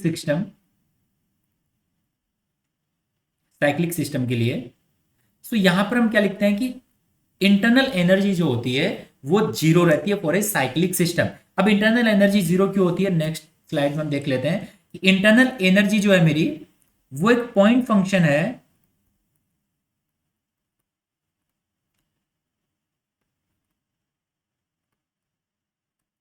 मतलब जिस पॉइंट से आपने स्टार्ट किया और उसी पॉइंट पे आप आ गए, मतलब जो आपने पाथ फॉलो कर रहे हो ना उस पर डिपेंड कर रहा है। तो इंटरनल एनर्जी जो है बेसिकली वो आपकी सेम रहेगी, मतलब इनिशियल और लास्ट पॉइंट पे। तो ये बेसिकली आपका डेल्टा यू जो है वो जीरो हो जाएगा, डिफरेंस जो है बिटवीन द इंटरनल एनर्जी वो जीरो हो जाएगा।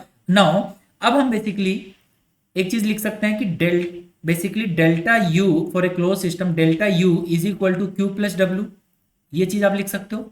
नाउ ओके, मैंने साइक्लिक सिस्टम के लिए तो बोल दिया कि डेल्टा यू जो है मेरा जीरो रहेगा, तो यहां पर जब आप जीरो पुट करते हो तो Q plus W equal to zero आ गया। नाउ यहां से अब हमें वर्क डन निकालना था, तो W is the work done, तो W is equal to minus Q आ जाएगा। तो W is the net work done, Q is basically net heat, अभी माइनस आ रहा है मतलब इस सिस्टम में आप ऐड कर रहे हो, so net heat added to the system. ठीक है, आप माइनस साइन हटा सकते हो, आप बोल सकते हो कि नेट हीट जो है वो सिस्टम में बेसिकली ऐड करी जा रही है। ओके, तो यहां पर इन्होंने पूछा था net work done by the system is equal to, तो वो आपका माइनस क्यू आ गया, बिकॉज मतलब ओके माइनस क्यू ये स्टैंडर्ड है कि ऐसा नहीं कि पर्टिकुलर क्वेश्चन के लिए आ रहा है, ये जनरलाइज ही क्वेश्चन है हमारा बेसिकली ना। तो आप वर्क का जो हम साइन बेसिकली फॉलो करते हैं आप वो भी देख सकते हो, है ना, कि work done by the system, sorry work done on system होता तो हमारा नेगेटिव आता, वर्क डन बाय सिस्टम है, बाय सिस्टम, तो हम पॉजिटिव लिख देंगे। ठीक है, तो यहां पर बेसिकली आप बोलोगे कि W is equal to Q. Okay, तो अब ऑप्शन हम डिस्कस करते हैं, ये आपको वो पता चलेगा माइनस क्यू जो आ रहा है वो डिनोट कर रहा है। ओके, यहां पर जब आप माइनस लेके चलोगे तो आपको ये पता चल रहा है कि सिस्टम को हीट ऐड करी गई है ना। ठीक है, दूसरा ऑप्शन तो इसमें नहीं दिया है वैसे, अपोजिट वाला, तो the net heat added to the system, तो ये करेक्ट आंसर आ जाएगा कि मेरा नेट वर्क डन जो है वो Q is equal to, sorry W is equal to minus Q आ रहा है, तो Q is equal to W basically, है ना। सो इसमें ऑप्शन देखिए, पहला change in the entropy of the system, entropy के साथ तो रिलेशन नहीं आ रहा हमारा। ठीक है, second change in the enthalpy of the system, इसके साथ भी रिलेशन नहीं आ रहा वर्क डन का। Change in the internal energy of the system, ये तो जीरो ही हो जा रही है, U is equal to zero. So option fourth is the correct, the net heat added to the system. So इस क्वेश्चन का आंसर आप कर सकते हो। ओके, कभी कभी साइन कन्वेंशन में थोड़ा इशू आ जाता है, तो ठीक है वो माइनस क्यू या प्लस क्यू लिखता तब आपको वो प्रॉब्लम होनी थी, बट ऐसा तो यहाँ पर आपको लाइक देखने को नहीं मिला। ठीक है, नाउ नेक्स्ट क्वेश्चन देखते हैं। ओके, ये हमारा लास्ट क्वेश्चन था थर्मोडायनेमिक्स का। तो अभी तक हमने बेसिकली डिस्कस कर लिए 3 क्वेश्चन जो हमारे थे वो प्रोसेस कैलकुलेशन के, देन इसके बाद हमने थर्मो डिस्कस किया, थर्मो के बेसिकली जो है 5 क्वेश्चन पूछे गए थे। नाउ अब हम डिस्कस करते हैं फ्लूइड मैकेनिक्स। तो फ्लूइड मैकेनिक्स आप देखोगे 8 क्वेश्चंस टोटल पूछे गए हैं। फ्लूइड मैकेनिक्स के साथ अगर मैकेनिकल ऑपरेशन को भी ऐड कर देते हो तो 8 + 1 टोटल 9 क्वेश्चन हो जाएंगे।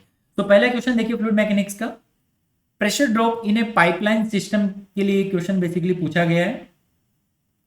प्रेशर ड्रॉप इन ए पाइपलाइन बेसिकली, है ना।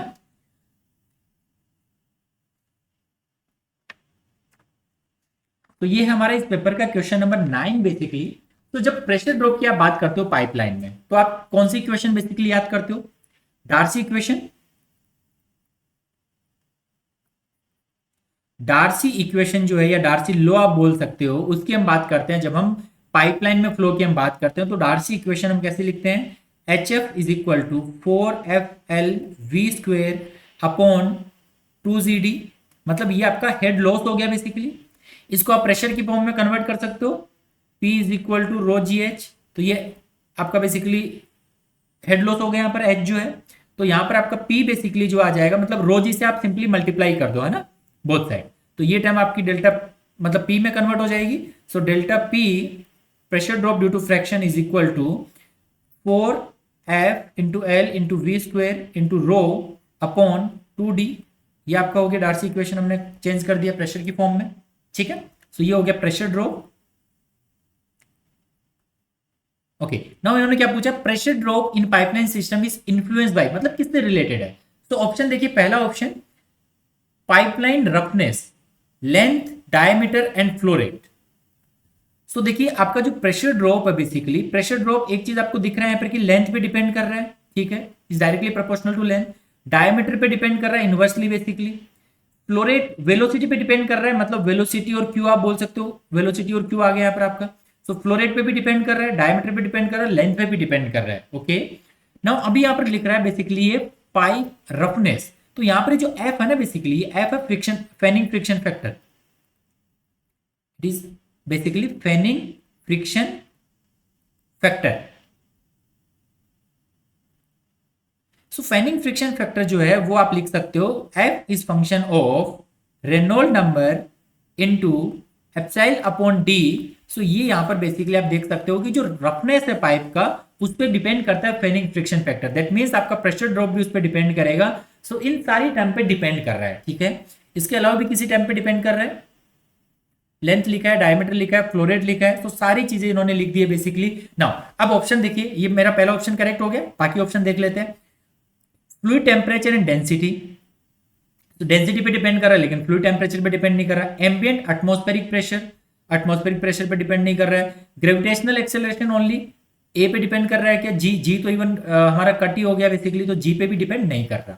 सो ऑप्शन ए जो है इसका करेक्ट आंसर है।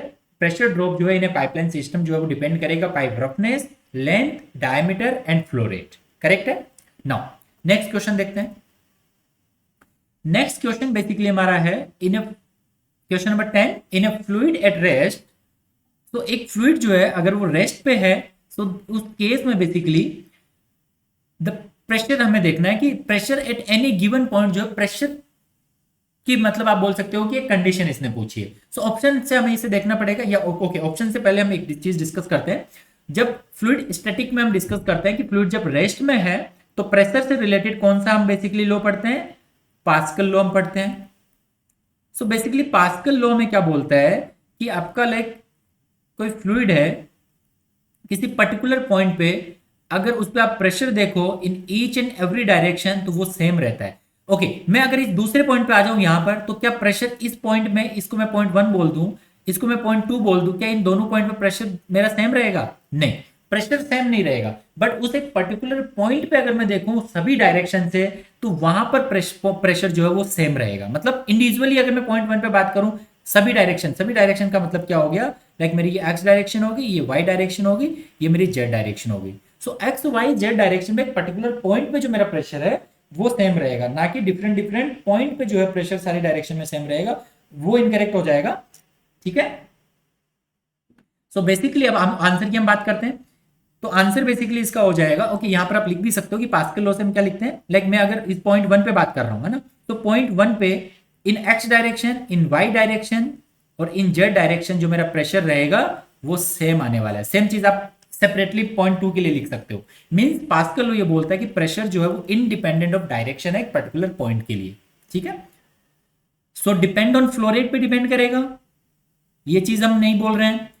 इंडिपेंडेंट ऑफ डेंसिटी, ये चीज हम नहीं बोल रहे हैं। डिपेंडेंट ऑन विस्कोसिटी, ये चीज हम यहां से डायरेक्ट कमेंट नहीं कर सकते। ओके, सो यहां पर बेसिकली इंडिपेंडेंट ऑफ डायरेक्शन है, ये हम कंफर्म बोल सकते हैं, ये पास्कल लॉ हमें बताता है, ठीक है। सो करेक्ट आंसर हो गया इसका ऑप्शन 2 बेसिकली क्वेश्चन नंबर 10 के लिए, करेक्ट है। नाउ नेक्स्ट जो आपका क्वेश्चन है बेसिकली, ये क्वेश्चन नेवियर स्टोक्स जो इक्वेशन है उसके लिए है, क्वेश्चन नंबर 14 हमारे इस पेपर का। तो Navier Stokes equation I hope कि आपने डायरेक्टली याद करके रखी हो, बिकॉज इस इक्वेशन से भी क्वेश्चन जो है पीएसयू एग्जाम्स में काफी पूछे जाते हैं, है ना। ये इक्वेशन डायरेक्टली पूछ ली जाती है, सो आई होप कि आपको इक्वेशन याद हो डायरेक्टली, है ना। नेवियर स्टोक्स इक्वेशन, जब हम फ्लूइड मैकेनिक्स पढ़ते हैं तो ये इक्वेशन कैसे हम लिखते हैं, सारी चीजें हम डिस्कस करते हैं, ठीक है। नाउ तो नेवियर इक्वेशन हम पहले नेवियर स्टोक्स इक्वेशन जो हम थोड़ी सी डिस्कस कर लेते हैं। नेवियर स्टोक्स इक्वेशन, सो नेवियर स्टोक्स इक्वेशन जो है हम कहां से लेके बेसिकली आते हैं, न्यूटन का जो basically second law of motion होता है, second law of motion. So Newton का सेकेंड लॉ ऑफ मोशन बोलता है कि समेशन ऑफ फोर्सेस जो है वो m इंटू ए होंगे। सो यहां पर फोर्स पर वॉल्यूम अगर आप लिखो, इस मास को बेसिकली अगर आप चेंज कर लो यहाँ पर, है ना, density is equal to m by V, तो वहां से आ जाएगा basically m is equal to rho into V. So ये वॉल्यूम नीचे चला गया, सो फोर्स पर वॉल्यूम हो गया ये, पर यूनिट वॉल्यूम। सो यहां पर ये आ जाएगा बेसिकली डेंसिटी इंटू एक्सेलरेशन, ठीक है, इस तरीके से आप लिख सकते हो। नाउ ये हो गया मेरा फोर्स पर यूनिट वॉल्यूम, ये चीज हमने यहां से देख ली। नाउ अब देखिए आपके कौन कौन से फोर्स जो है वो एग्जिस्ट करेंगे। एक हो गया ग्रेविटेशनल फोर्स, जिसे हम बेसिकली लिखते हैं रो जी से।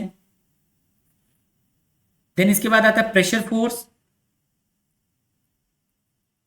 फोर्स जो है वो हम लिखते हैं माइनस डेल्टा पी से। माइनस डेल्टा पी हम क्यों लिखते हैं, because in the direction of flow जो प्रेशर फोर्स रहता है वो नेगेटिव आता है, ठीक है। देन विस्कस फोर्स, इसके बाद आता है विस्कस फोर्स बेसिकली। सो विस्कस फोर्स जो है वो होता है mu into gradient square of velocity basically, है ना, ये चीज हम लिखते हैं। तो इन सारी चीज को अगर आप ऐड कर दो बेसिकली, है ना, ये विस्कस फोर्स हम लेके आते हैं basically tau is equal to mu into D U by D U upon of D X है ना। वहां से आप टाउ को बेसिकली फोर्स पर एरिया में कन्वर्ट करके वहां से आप कैलकुलेट कर सकते हो, ठीक है। ये चीज आपको बेसिकली वहां से मिलती है विस्कस फोर्स की। सो अब इसमें आप सिंपली क्या करोगे, इन तीनों फोर्सेस को अगर आप ऐड कर दो, delta P rho G, okay पहले मैंने डेल्टा पी लिखा, then rho G, then plus of mu into gradient square into velocity को v आप लिख लो, ओके आप इसको स्मॉल ही रहने दो ताकि आप इसको वॉल्यूम के साथ कंफ्यूज ना करो, is equal to rho into dv upon of dt basically, ठीक है। तो ये जो इक्वेशन है ये आपकी होती है नेवियर स्टोक्स इक्वेशन। अब ऑप्शन देखो कौन सा करेक्ट है,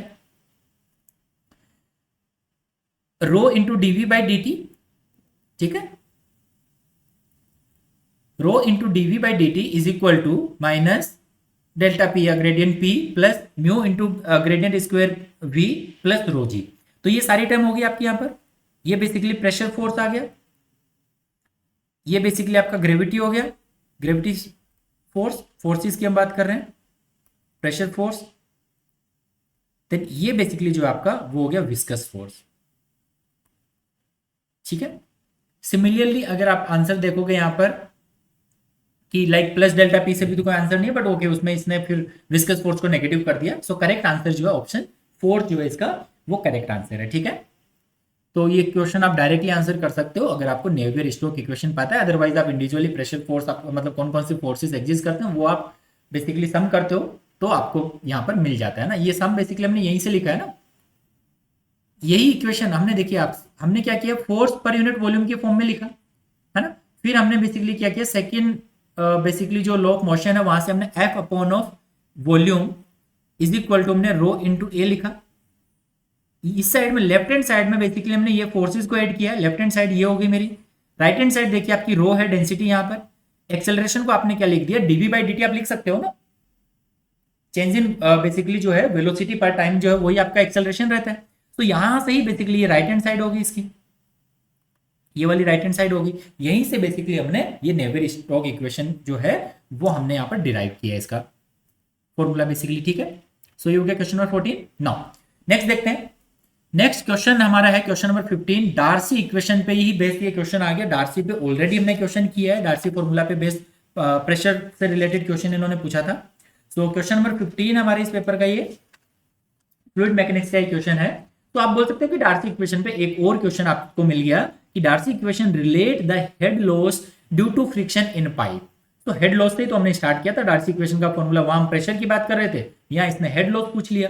तो आप बोल सकते हो ये दोनों क्वेश्चन जो एक ही फॉर्मूला पे बेस्ड है कि डार्सी इक्वेशन का फॉर्मूला होता है HF equal to 4FLV² upon 2GD। ये फॉर्मूला हो गया आपका बेसिकली हेड लॉस के लिए, head loss due to friction, correct है। नाउ यहां पर आपको कुछ भी नहीं, आपको देखना है कि कैसे रिलेट करता है Darcy equation relate the head loss to friction in pipe, due to friction in pipe. तो आप देखोगे, देखिए ऑप्शन आप डायरेक्टली देखो बिकॉज आपके पास फॉर्मूला है अभी। पहला ऑप्शन है velocity of the fluid and pipe diameter, velocity पे डिपेंड कर रहा है, पाइप डायमीटर, ओके। ये ऑप्शन है वो करेक्ट हो सकता है, बाकी ऑप्शन भी आपको देखने हैं।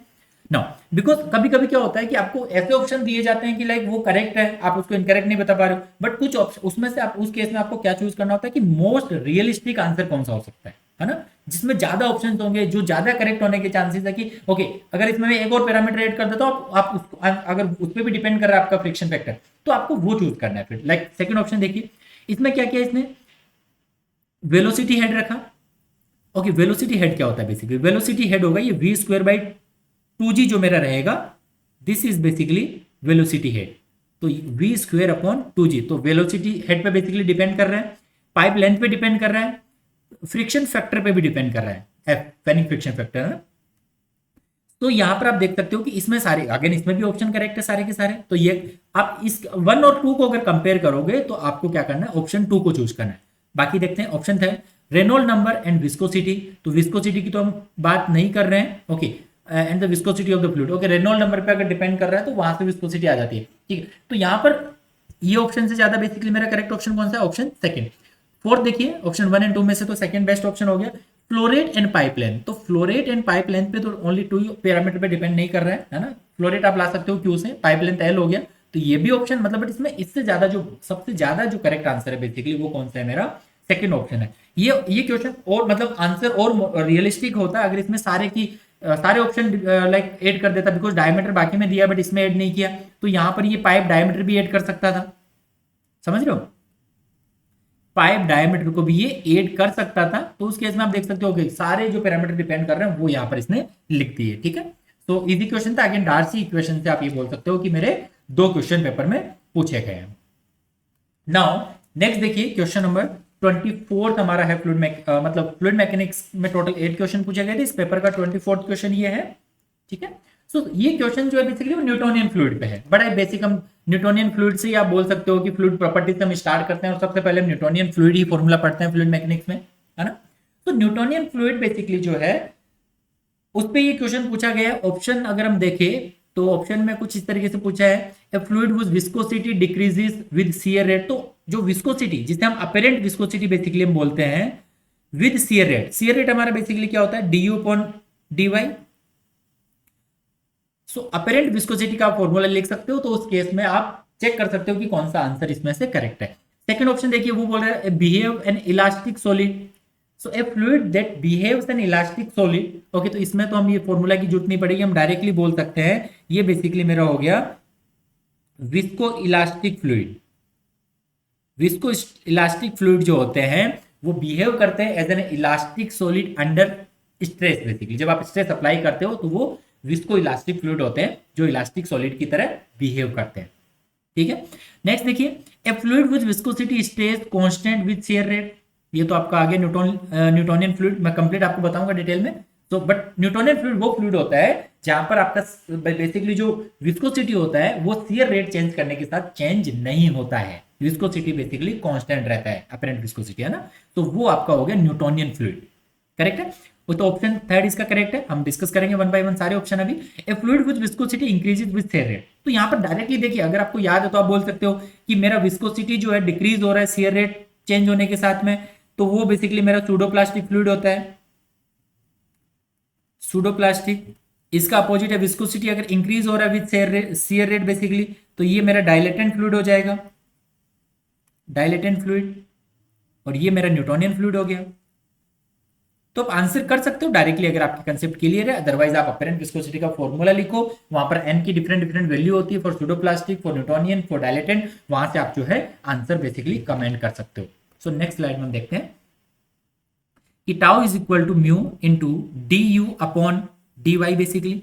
तो यहां से आप लिख सकते हो apparent viscosity is equal to mu into D U upon D Y N minus one. ये मेरा अपेरेंट विस्कोसिटी का फॉर्मूला है। तो यहां पर हम बेसिकली जो है एन डिफाइन करते हैं फॉर डिफरेंट डिफरेंट फ्लूइड। अगर सबसे पहले हम बात करें न्यूटोनियन फ्लूइड, बिकॉज मुझे न्यूटोनियन फ्लूइड ही देखना है। सो न्यूटोनियन फ्लूइड जो है उसमें हम डिफाइन करते हैं N is equal to one.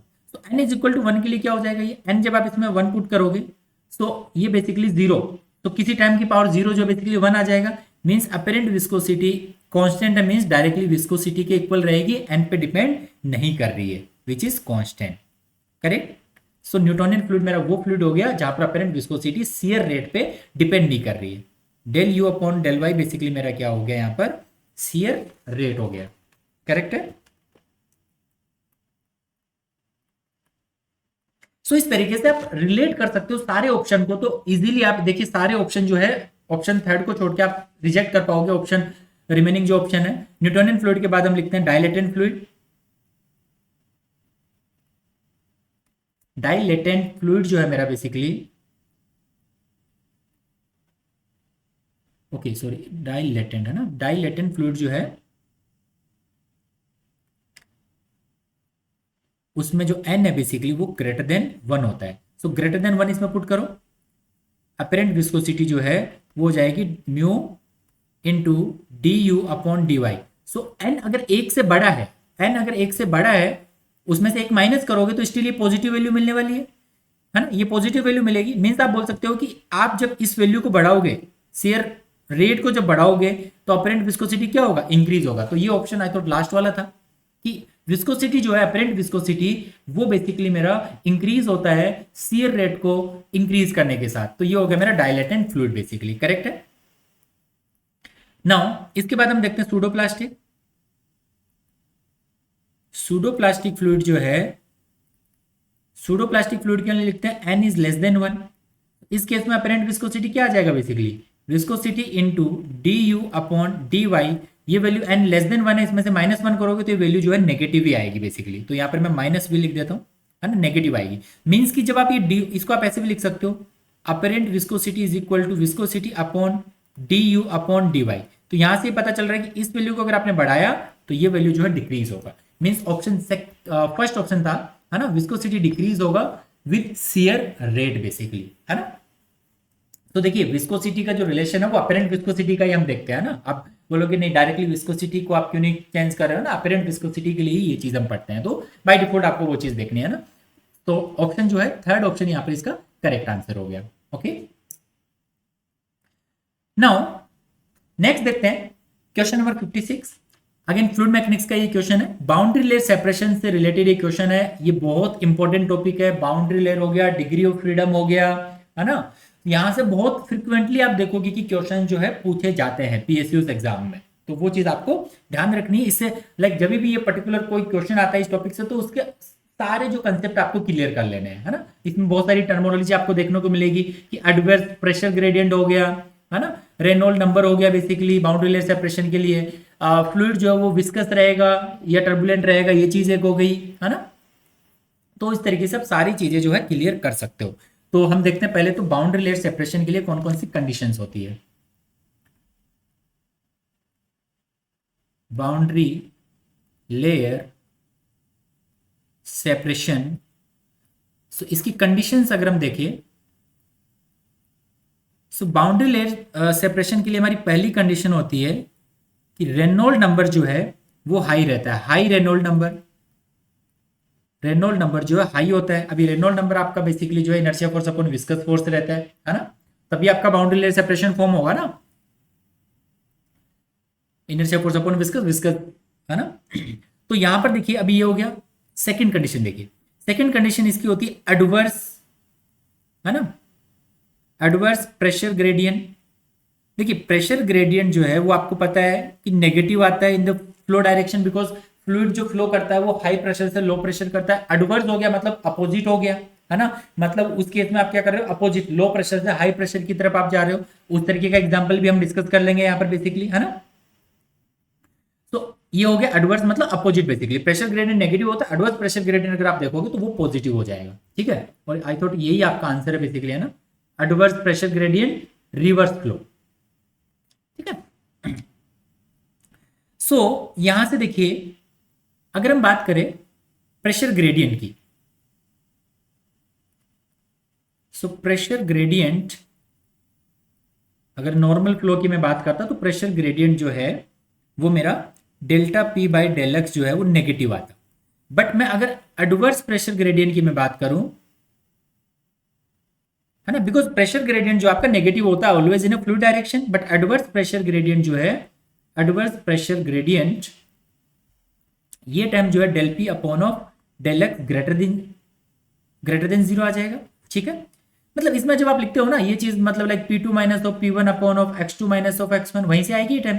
So normal fluid जो फ्लो करता है हाई प्रेशर से लो प्रेशर की तरफ कर रहा है ना, तो इस वजह से नेगेटिव मिलता है, बिकॉज लो प्रेशर रहेगा सेकंड पोजीशन पे। लाइक मैं यहाँ पर दो कंडीशन डिफाइन कर रहा हूँ स्टेट पाइप में, सेम डाया है वहां पर दोनों कंडीशन में, तो 1 से 2, तो सेकंड पॉइंट पे प्रेशर मेरा कम रहेगा नॉर्मल कंडीशन में, ठीक है, हाई प्रेशर से लो प्रेशर की तरफ, इस वजह से नेगेटिव आ रहा है। But adverse pressure gradient opposite हो गया। तो अब एडवर्स प्रेशर ग्रेडियंट का कोई एग्जांपल लेते हैं। एग्जाम्पल इसका हो जाएगा लाइक मेरा सडन एक्सपेंशन हो रहा है पाइप में, सडन एक्सपेंशन हो रहा है ना, सडन एक्सपेंशन का अगर आप एग्जाम्पल लेते हो, सो यहां पर मेरा पॉइंट 1 है, यहां पर कहीं मेरा पॉइंट 2 है, ठीक है। तो आप यहां पर देखोगे कि मेरा एरिया जो है सडनली इंक्रीज हो गया, एरिया जो है सडनली इंक्रीज हो गया, तो वेलोसिटी बेसिकली मेरा क्या होगा, वेलोसिटी जो है वो डिक्रीज हो जाएगा। जब वेलोसिटी डिक्रीज हो जाएगा तो प्रेशर जो है वो इंक्रीज हो जाएगा। करेक्ट है ये चीज, मतलब आप डायरेक्टली रिलेट कर सकते हो कि A2 is greater then A1, V2 is less then V1 and P2 is greater then P1। तो हमारा फ्लो डायरेक्शन कौन सा है, ये है। बट एडवर्स कंडीशन है ना, एडवर्स प्रेशर ग्रेडियंट की जब हम बात करते हैं तो वो बेसिकली मेरा सडन एक्सपेंशन का एग्जांपल हो गया, जहां पर ये del P upon of del X. अब यहाँ पे P2 ग्रेटर देन है, मतलब ज्यादा है, तो ये जब आप निकालोगे delta P P2 minus P1, तो ये आपका पॉजिटिव आएगा बेसिकली। तो और नीचे already X2 minus X1 positive है, तो ये टाइम आपकी जो है पॉजिटिव आपको मिलती है। करेक्ट है ये चीज। सो अपोजिट हो गया ये basically. So adverse pressure gradient में del P upon of del X जो है वो ग्रेटर देन जीरो रहता है। Now back to question.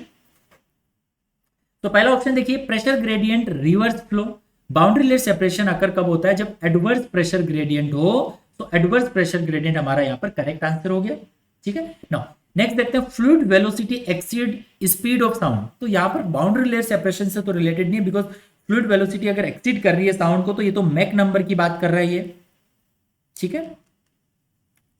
Mach number पे ये चला गया, तो मैक नंबर का डिस्कशन आप देख सकते हो कि ओके, मैक नंबर बेसिकली मेरा क्या होता है, फ्लूइड की जो स्पीड होती है अपॉन स्पीड ऑफ साउंड, वही बेसिकली मेरा मैक नंबर होता है अपॉन स्पीड ऑफ साउंड। तो ये बेसिकली फ्लूइड वेलोसिटी को जो है वो रिलेट करता है स्पीड ऑफ साउंड से, है ना, वो मैक नंबर बेसिकली होता है। हम यहाँ पर बात कर रहे हैं basically Reynold number. Okay, Reynold number is very low. हमने देखा कि रेनॉल्ड नंबर जो है वो ग्रेटर देन 1 रहेगा। अब रेनॉल्ड नंबर बेसिकली मेरा क्या है, R is equal to inertia force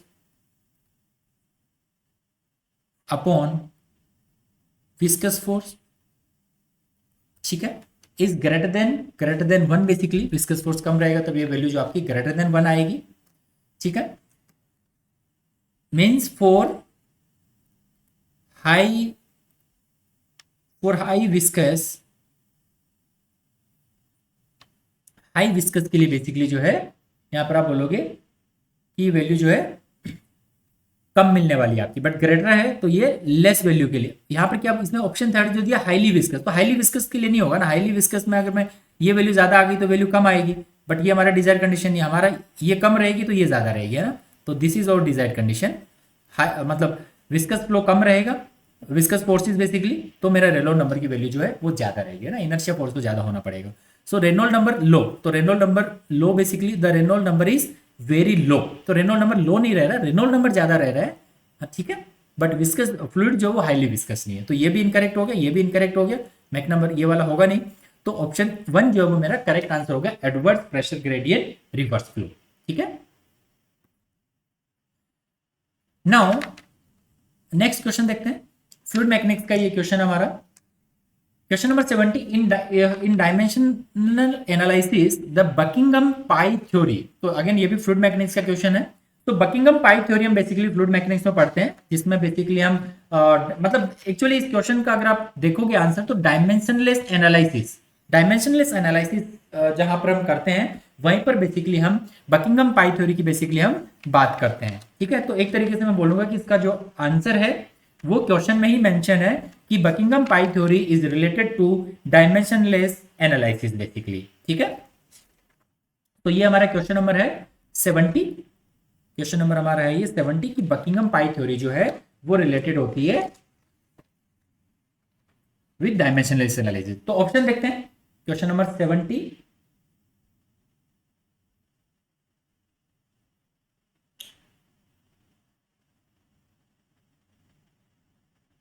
okay, easily आप इसको आंसर से कर सकते हो। बेसिकली बकिंगम पाई थ्योरी जो होती है वो क्या बेसिकली हमारी रहती है कि Buckingham pi theory is a key principle in dimensionless analysis that help to, Buckingham pi theory हमारी क्या करती है बेसिकली, हेल्प करती है to identify the dimensionless parameters, है ना। डायमेंशनलेस बेसिकली डायमेंशनलेस टाइम ही हम क्यों आते हैं कि जब बहुत सारे अननोन हमारे पास होते हैं तो उसको एक पर्टिकुलर टाइम में हम कन्वर्ट कर लेते हैं, है ना। तो ईज ऑफ कैलकुलेशन के लिए बेसिकली हम ये चीज लेके आते हैं। तो आप ऑप्शन 4 देखोगे ना, find dimensionless group in problem basically, तो ये इसका करेक्ट आंसर है। अगर आप ऑप्शन 1 देखोगे, सोल्व लीनियर डिफरेंशियल इक्वेशन, तो लीनियर डिफरेंशियल इक्वेशन को सोल्व करने के लिए हम नहीं यूज करते हैं। Predict the viscosity of fluid, viscosity को प्रिडिक्ट करने के लिए हम नहीं करते हैं। Convert the different unit measurement के लिए आपको बकिंगम पाई थ्योरम अप्लाई करने की कहां जरूरत है, डायरेक्टली अप्लाई कर सकते हो, तो है ना, चेक कर सकते हो यूनिट, डिफरेंट यूनिट बेसिकली, है ना। सो यूनिट कन्वर्जन में कहीं यूज नहीं होता है, इसका यूज बेसिकली होता है टू फाइंड द डायमेंशनलेस। तो मैं यहाँ पर ये बोल रहा हूँ कि डायमेंशनलेस ग्रुप इसने लिखा है और क्वेश्चन में इसने बोला है डायमेंशनलेस एनालिसिस। तो यहां से आप पकड़ सकते हो कि इसका करेक्ट आंसर जो है ऑप्शन 4। अब बकिंगम पाई थ्योरम थोड़ा सा देख लेते हैं कि बकिंगम पाई थ्योरम जो है वहां पर हम क्या करते हैं। नेक्स्ट स्लाइड में लिखता हूं मैं,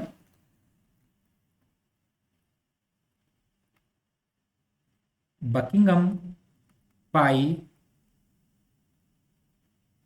थ्योरम। तो बकिंगम पाई थ्योरम से भी कभी कभी क्वेश्चन आपको देखने को मिलता है PSC, because one liner type के क्वेश्चन यहां से बनते हैं। Dimensional analysis that help to identify dimensionless parameters। ठीक है, तो यहां पर हम डिफाइन करते हैं कि लाइक n वेरिएबल आपके पास में, ठीक है, उसके लिए हम क्या करते हैं, के फंडामेंटल डायमेंशंस डिफाइन करते हैं। फंडामेंटल डायमेंशंस जो है आपकी यूनिट्स हो जाएगी, है ना। फ्लूइड मैकेनिक्स में बहुत करते हैं हम ये एम एल टी, है ना, ये बेसिकली क्या है, यूनिट होगी मेरी, है ना, मास लेंथ टाइम, बेसिकली इस तरीके से बहुत सारी यूनिट जो है वो डिफाइन करते हो। फंडामेंटल डायमेंशंस होगी, सॉरी मतलब ये डिफाइन नहीं करते, फंडामेंटल डायमेंशन आपके होती है बेसिकली, है ना। सो यहाँ पर बेसिकली ये प्रॉब्लम, मतलब इस बकिंगम पाई थ्योरम की हेल्प से हम क्या करते हैं, इसको बेसिकली हम रिड्यूस करते हैं। जो भी हमारे पास प्रॉब्लम होती है उस प्रॉब्लम को हम रिड्यूस कर लेते हैं। Problem can reduce to n minus k dimension. ये n माइनस के डायरेक्टली पूछा जाता है बकिंगम पाई थ्योरी से, किससे रिलेटेड है, तो n माइनस के जो है आपका डायमेंशन ग्रुप बेसिकली ये होता है ना। प्रॉब्लम के इसको हम रिड्यूस कर सकते हैं n माइनस के डायमेंशनल ग्रुप, और इसे बेसिकली हम बोलते हैं it called Buckingham pi theory. मैं सिंपली इसको पाई थ्योरी बोल दे रहा हूं, पाई थ्योरम, ठीक है। सो ये n माइनस के भी आपको बेसिकली याद रखना है यहाँ पर, ठीक है। तो Buckingham pi theory is a key principle in dimensional analysis that helps to identify dimensionless parameter. तो यहाँ पर जो पाई ग्रुप मेरा बेसिकली रहता है ना, पाई जो थ्योरम इसे बोलते हैं, बिकॉज पाई ग्रुप हो गए that can simplify the modeling of physical phenomena. These dimensionless group can provide insight into the relationship between the different physical quantities in a problem, है ना। तो बहुत सारे डायमेंशनलेस नंबर हम फ्लूइड मैकेनिक्स में इसलिए पढ़ते हैं बिकॉज वहां बकिंगम पाई थ्योरम पढ़ते हैं, वहां से हमारे पास करीब 4-5 डायमेंशनलेस नंबर बेसिकली आते हैं, है ना, वेबर नंबर, वो सारे जो रहते हैं हमारे, ठीक है। तो ये क्वेश्चन इजी है, क्वेश्चन नंबर 4, मतलब आंसर जो 4th है इसका करेक्ट आंसर हो गया। नाउ नेक्स्ट देखते हैं क्वेश्चन नंबर 73, ये हमारा फ्लूइड मैकेनिक्स का लास्ट क्वेश्चन होगा, क्वेश्चन नंबर 8। तो Bernoulli equation is derived from the principle. बड़ा ही बेसिक क्वेश्चन है बर्नौली इक्वेशन से। आपको अगेन फ्लूइड मैकेनिक्स में हर एग्जाम में क्वेश्चन देखने को मिल जाता है। मोस्टली जब भी आप बर्नौली इक्वेशन देखो तो उसकी जो कंडीशंस होती है वो ऑलवेज आपको देखनी होती है, जिससे कि आप इजीली जो है आंसर कर पाओ क्वेश्चंस का, है ना। आप डायरेक्टली ऑप्शन से भी जा सकते हो। देखिए कंजर्वेशन ऑफ मोमेंटम, देखिए कंजर्वेशन ऑफ, है ना, सॉरी कंजर्वेशन ऑफ मोमेंटम जो है, कंजर्वेशन ऑफ मोमेंटम की जब हम बात करते हैं बेसिकली, तो वहां से हम यूलर्स इक्वेशन जो होती है वो डिराइव करते हैं। देन है conservation of angular momentum. Okay, conservation of momentum की हमने बात करी, यूलर्स इक्वेशन। एंगुलर मोमेंटम की हम कोई बात नहीं करते हैं। कंजर्वेशन ऑफ एनर्जी की जब हम बात करते हैं तो बेसिकली हमारी आती है बर्नौली इक्वेशन। बर्नौलीज इक्वेशन यहां से हमें मिलती है।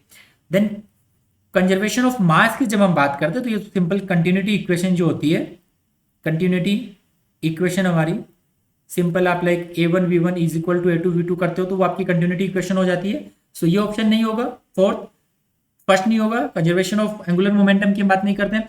कंजर्वेशन ऑफ एनर्जी की जब हम बात करते हैं तब हमें मिलती है बेसिकली बर्नौली इक्वेशन। और अगर मैं बर्नौली इक्वेशन की बेसिकली बात करूं, सो बर्नौली इक्वेशन आप लाइक इस तरीके से लिखते हो, P1 upon rho g plus of V1 square upon 2G plus of H is equal to, या H ये फ्रिक्शन लॉसेज हो गया, इज इक्वल टू कांस्टेंट आप लिख सकते हो। आपको अगर इक्वल करना दूसरी साइड में जो आपका कांस्टेंट रहेगा इस तरीके से लिख सकते हो, P2 upon rho g plus V2 square upon 2G plus of HF, है ना। ये डिफरेंट या एक ही साइड आप हेड लॉस बेसिकली लिखते हो, है ना। मतलब ये जब आप इसको फिर डेल्टा P की टर्म में लिख देते हो ना, delta P upon rho g plus V1 square, मतलब या directly delta V square upon 2G plus of फिर आपका ये लाइक मतलब फ्रिक्शन लॉस आ गया, then plus of constant basically. तो ये आपकी बर्नौली इक्वेशन होगी, है ना। नो, बर्नौली इक्वेशन की हम कंडीशंस देख लेते हैं। अजम्पशन जिसे हम बोलते हैं, अजम्पशंस ऑफ बर्नौली इक्वेशन, ठीक है। सो पहला अजम्पशन इसका रहता है कि जो आपका फ्लो बेसिकली जो रहता है वो अलोंग द स्ट्रीमलाइन होता है, अलोंग द स्ट्रीमलाइन होता है। सेकंड जो होता है कि इन विस्किड आपका जो है वो फ्लूइड रहता है, फ्लो रहता है। इसको हम पोटेंशियल फ्लो भी बोलते हैं, पोटेंशियल फ्लो बेसिकली, ठीक है। देन इसके बाद हम स्टेडी फ्लो बोलेंगे, स्टेडी फ्लो होता है। देन हम लिखेंगे इनकम्प्रेसिबल फ्लूइड बेसिकली, इनकम्प्रेसिबल मतलब लिक्विड के लिए हम कर रहे हैं तो लिक्विड को बेसिकली हम लोग इनकम्प्रेसिबल फ्लूइड जो है कंसीडर करते हैं। तो ये अजम्पशंस हो गए। कई बार अजम्पशंस आपको डायरेक्टली पूछ लेते हैं कि कौन सा बर्नौली इक्वेशन का अजम्पशन है, कोई एक इनमें से अजम्पशन गिवन होगा, बाकी सारे इररिलेवेंट अजम्पशंस होंगे। तो इस तरीके से जब भी आप क्वेश्चन करो तो उस क्वेश्चन से रिलेटेड कंसेप्ट भी आप एक बार रिवाइज कर लो, जिससे कि आप कभी भी उस पर्टिकुलर टॉपिक से क्वेश्चन जब पूछा जाएगा तो आप इनकरेक्ट मतलब गलत नहीं करोगे, ठीक है। तो ये था हमारा last question from fluid mechanics. Now the next question is from mechanical operation, और एक ही क्वेश्चन बेसिकली इससे आया है। तो यहाँ पर आप क्वेश्चन देखोगे, क्वेश्चन नंबर 82 हमारे इस पेपर का, द स्पेसिटी ऑफ ए पार्टिकल। तो ये क्वेश्चन आप देखोगे सिंपल फॉर्मूला पे बेस्ड ये क्वेश्चन है कि जो जनरल स्पेसिटी का फॉर्मूला होता है वही इसमें थ्योरेटिकल फॉर्म में यहाँ पर लिख दिया बेसिकली, ठीक है। सो आप देखोगे यहाँ पर स्पेसिटी जो है हम डिफाइन करते हैं, स्पेसिटी यहीं पे लिख देता हूं मैं,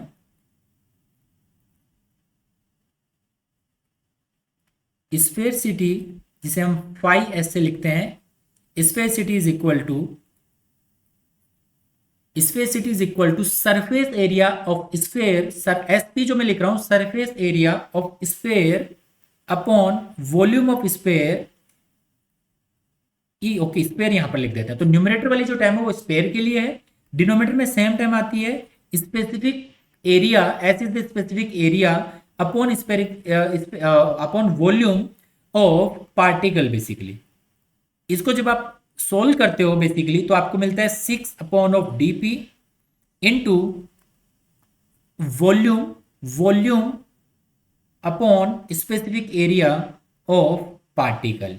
बिकॉज स्पेयर के लिए तो स्टैंडर्ड आप इसमें जब पुट करते हो तो ये आपको रिलेशन मिलता है। अभी ये फॉर्मूला भी याद रखने की इवन रिक्वायरमेंट नहीं है, बड़ा बेसिक फॉर्मूला होता है, ये हमें याद रहता है, बट इसी से ही आप आंसर कर पाओगे। देखिए ऑप्शन है, देखिए sphericity of a particle is the ratio of surface area of sphere of the same volume to the actual surface area of particle. So surface area of a sphere of the same volume to the actual surface area of particle. Correct है? Ratio है basically ये, किसका ratio है? Surface area of sphere of the same volume to the actual surface area of the same particle. Option second देखिए, ratio of the particle volume, तो यहाँ पर specific area भी आ रहा है, इनकरेक्ट हो गया ये. Ratio of the volume of sphere of the same surface area, तो इसने रिवर्स कर दिया है, ये नहीं होगा. Ratio of the particle surface, only particle surface area नहीं आएगा टू इट्स वॉल्यूम, है ना, स्फीयर का भी तो आ रहा है ना इसमें. ठीक है, तो ये ऑप्शन ए जो है इसका करेक्ट आंसर हो गया. तो इसके साथ ही बेसिकली हमने यहां पर हम ये देख सकते हैं कि हमने यहां पर कंप्लीट कर लिया प्रोसेस कैलकुलेशन, देन इसके बाद हमने थर्मोडायनेमिक्स कवर किया, देन हमने फ्लूइड मैकेनिक्स कवर किया, देन हमने मैकेनिकल ऑपरेशन बेसिकली हमने जो है कवर कर लिया. करेक्ट है? सो आप ये देख सकते हो कि हमने basically process calculation, thermodynamics, fluid mechanics and mechanical operation, मतलब ये सारे क्वेश्चन जो है वो हमने यहाँ पर कवर कर लिए अप टू दिस पॉइंट. तो आप ये देख सकते हो कि अभी तक हमने इस हमारे पेपर में बेसिकली जो है 17 नंबर ऑफ क्वेश्चंस जो है वो हमने डिस्कस किए हैं टोटल. ठीक है, तो इसके साथ ही हम इस वीडियो को बेसिकली कंप्लीट करते हैं बिकॉज काफी लेंथी ये वीडियो हो गया है. तो नेक्स्ट वीडियो में हम डिस्कस करेंगे heat transfer, mass transfer, CRE, then process control, जितना भी हो पाएगा उसमें ट्राई करेंगे टेक्निकल पोर्शन को कंप्लीट करने का बेसिकली.